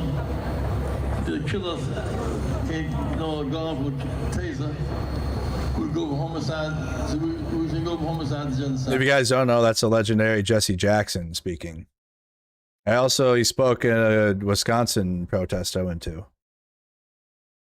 So that made it in top 50. Okay, and most of these will be my ICE coverage from this year. Understandably. Remove the Regime made it in the top 60. 23,000 views on this. This is the veterans protest.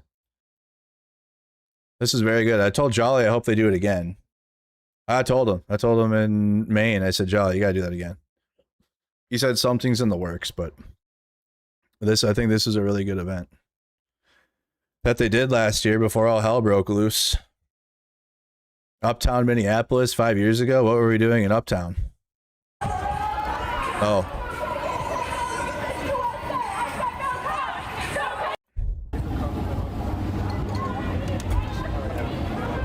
People still go to Stella's?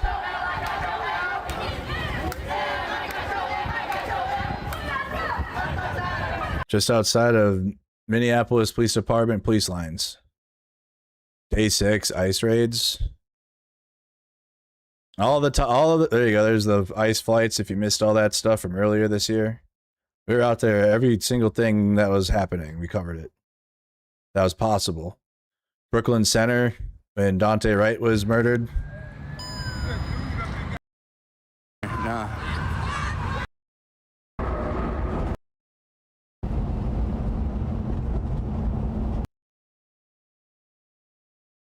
That was a standoff in Chanhassen. It was so cold outside this year. Some state workers outside, and they had to hold themselves up top. At an ICE raid at a housing development. Crazy. A lot's happened just this year. Most of these streams are from this year. So you can imagine as we get closer and closer to midterms and then through the rest of this presidency, it's like, that's crazy how even some of these streams might fade away and new shit. Oh, there's the tarp. Fucking tarp. There's a stream where I literally did nothing. I was gaming while this was being streamed. I literally did fucking nothing during this. But it made my top streams. That made me sad. Because I was like, damn, I've actually put effort into this shit. And then the stream where I'm just playing tarp, they just want to see tarp. And Trump hit it. I think the tarp is still up. Obviously, no kings, the big no kings protest. They really said, let's not do this anymore. This was the last big one. Yeah, let's not do the no kings now.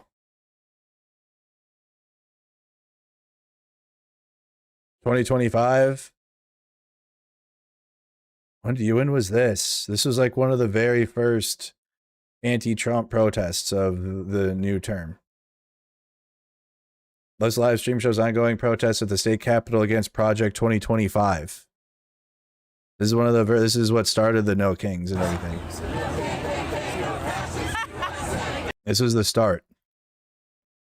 I do not call us to capitulate.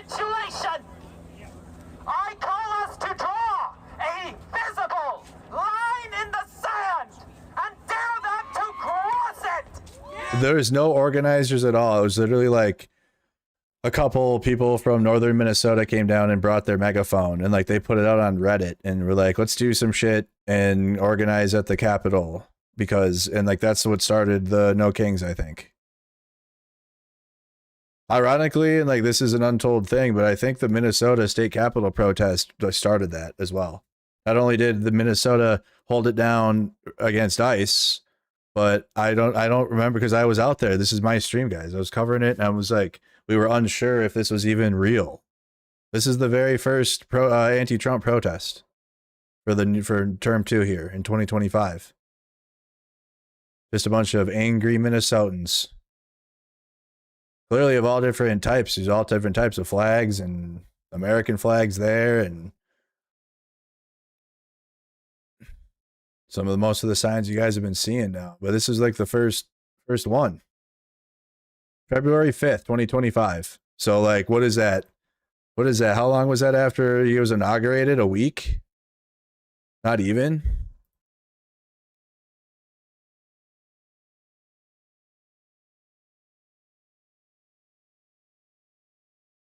It would have been 2 weeks after he was inaugurated. February 5th, 2025, out in the cold. Keep them in the country. Immigrants make this country great. Stop this fascist coup. And that was before the mass deportations even started. So that's what it's about. You know, people still using their voice, freedom of speech. Most of the crowd is directly protesting Trump and Elon. That's when Elon had a bigger position in the government too. All right, guys. So little memory lane there with my streams, but as you see, it's in a order in which you guys can find some of those streams you might remember. Okay, because they're based on most watched. So if you guys want to like, oh, I remember this one stream, but I can't find it no more. Now you might be able to find it a little easier. Because more likely than not, you were watching one of the bigger streams and you can remember it that way. My Ukraine war reports are right underneath that. All my videos from Ukraine are there, and all the work that we did to support Ukraine from 2023 to 2024. And I went to weapons ranges, hung out in Kyiv, drinking. I'm going to be meeting up with Starsky and Philip Ittner, and we're going to be doing some exploring.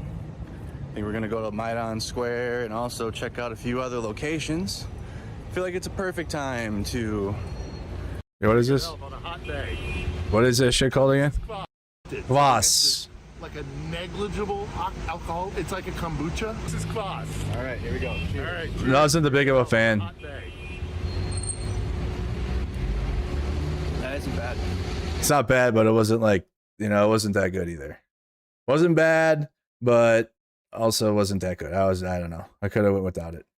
But we walked around Kyiv and all that and showed the tanks, and Starsky showed me everything, and it was super cool. Like, and then another thing that I actually put back up onto the channel is because many comments, because I had made a couple posts about the situation going on, and honestly, like a lot of my comments, because they follow the Enforcer YouTube channel, they had no idea about everything that happened. So I just left that. I just put everything back.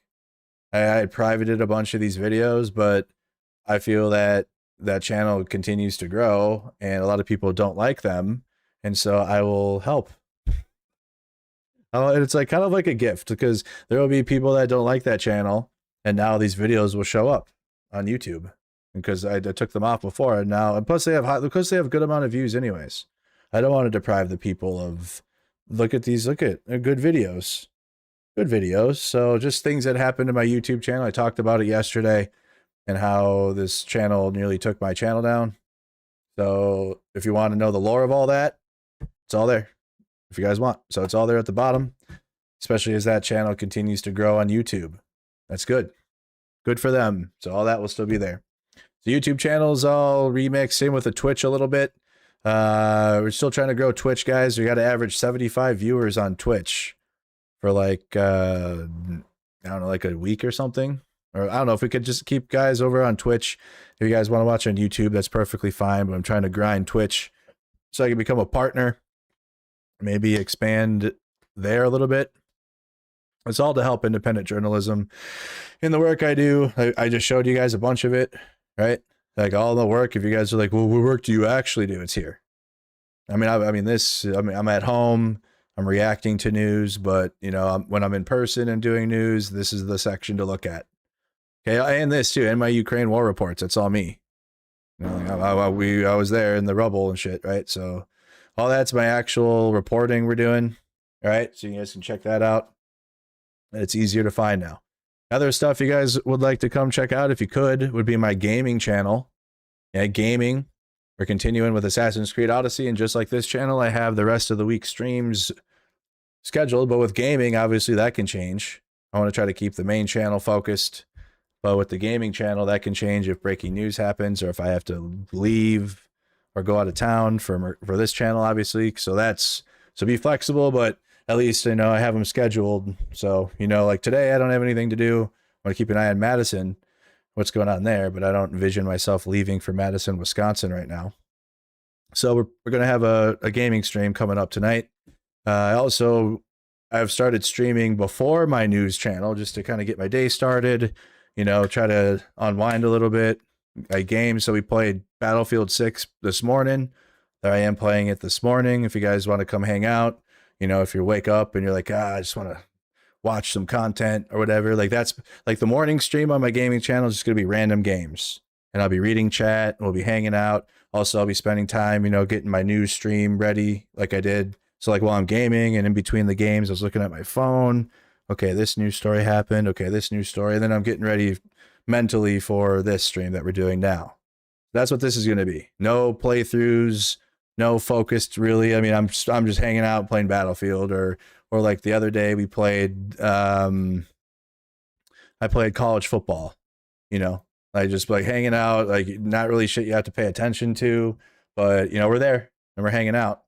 So you guys can do that, but then my more focused streams on my gaming channel will be at night.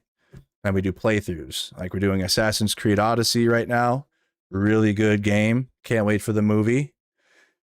Assassin's Creed Black Flag. We're doing a lot of Assassin's Creed right now. It is what it is, but it's good. It's good stuff. So a lot of Assassin's Creed. We play James Bond. The new James Bond game was really good. A lot of people liked it too, as you guys can see by the views. Resident Evil 9, which is now my favorite Resident Evil game. It's like 9 and then 2 now. Because not Resident Evil 9 is so good. So I played that earlier in the year. Really, really good. Obviously, Metal Gear is my favorite game. And also want to give a big shout out really quick to Bendy.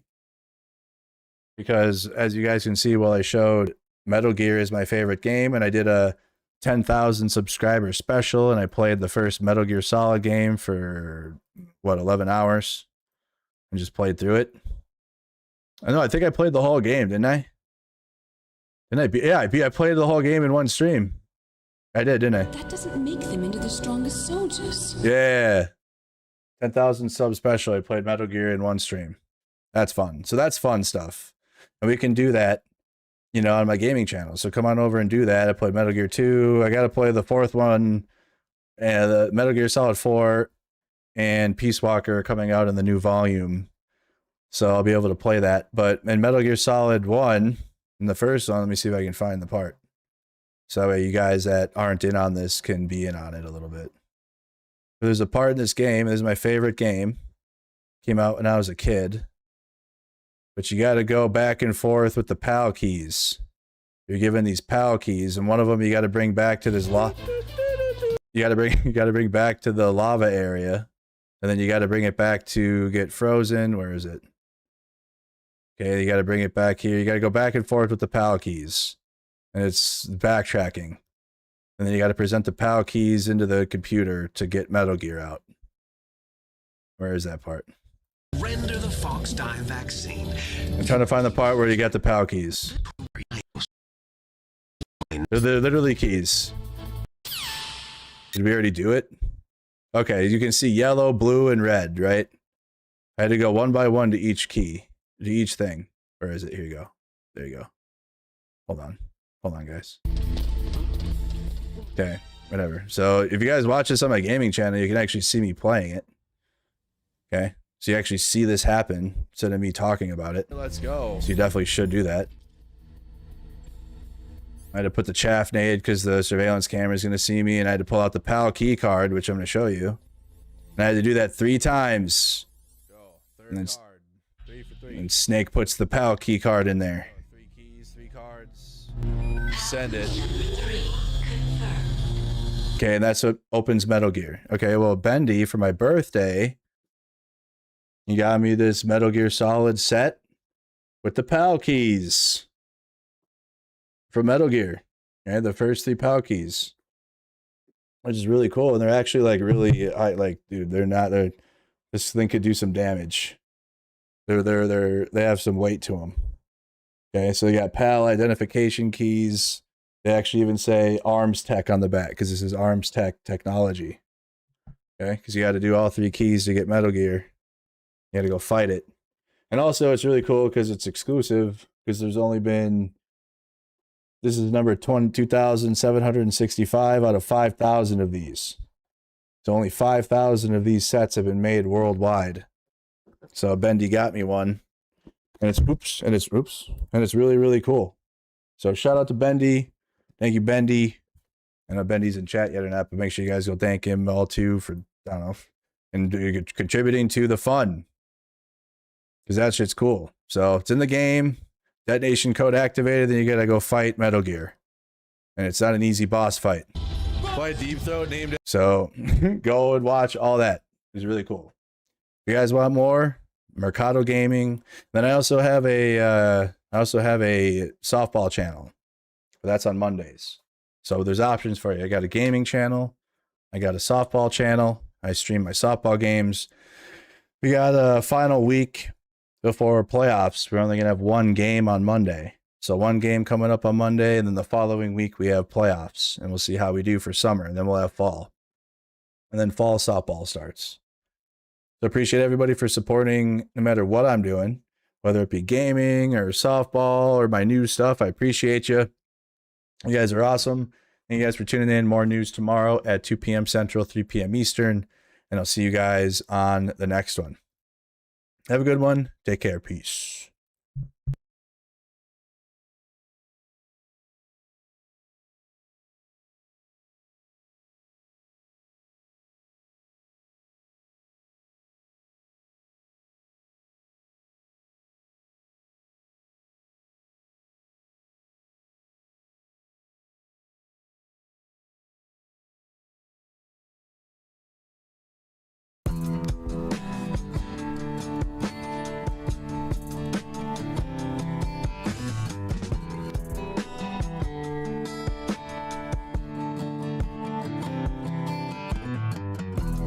Blood on the wheel,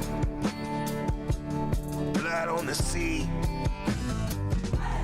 blood on the hands of all the ones that lie.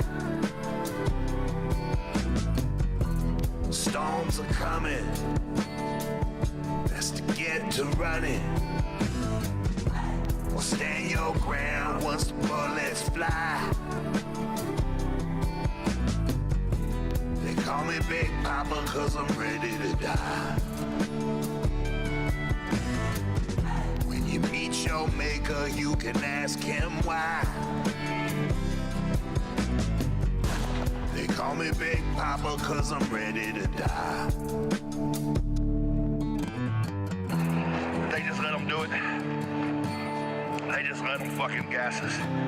They didn't stop them. They didn't stop them. They didn't give a fuck. Seriously, guys? They'll kill your mama. They'll kill your daughter. They'll kill your wife and your auntie and your sister too. Nah, they don't care none. That just they don't win none. But soon enough, we'll all be shooting back at you. Really ain't a fucking thing you can do. We got way more guns, we got way more goons. If we stand our ground when the bullets fly, they call me Big Papa 'cause I'm ready to die. When you meet your maker, you can ask him why. They call me Big Papa cause I'm ready to die. They call me Big Papa cause I'm ready to die. They call me Big Papa cause I'm ready to die. You better get fucking ready. You better wake up. If you think this shit's fucking just some social media shit, you ain't paying attention. 3 things are true. Number 1, the black community told us this shit for years. We didn't listen. Number 2, ICE is a white supremacist wet dream. And number 3, the government's not going to save you.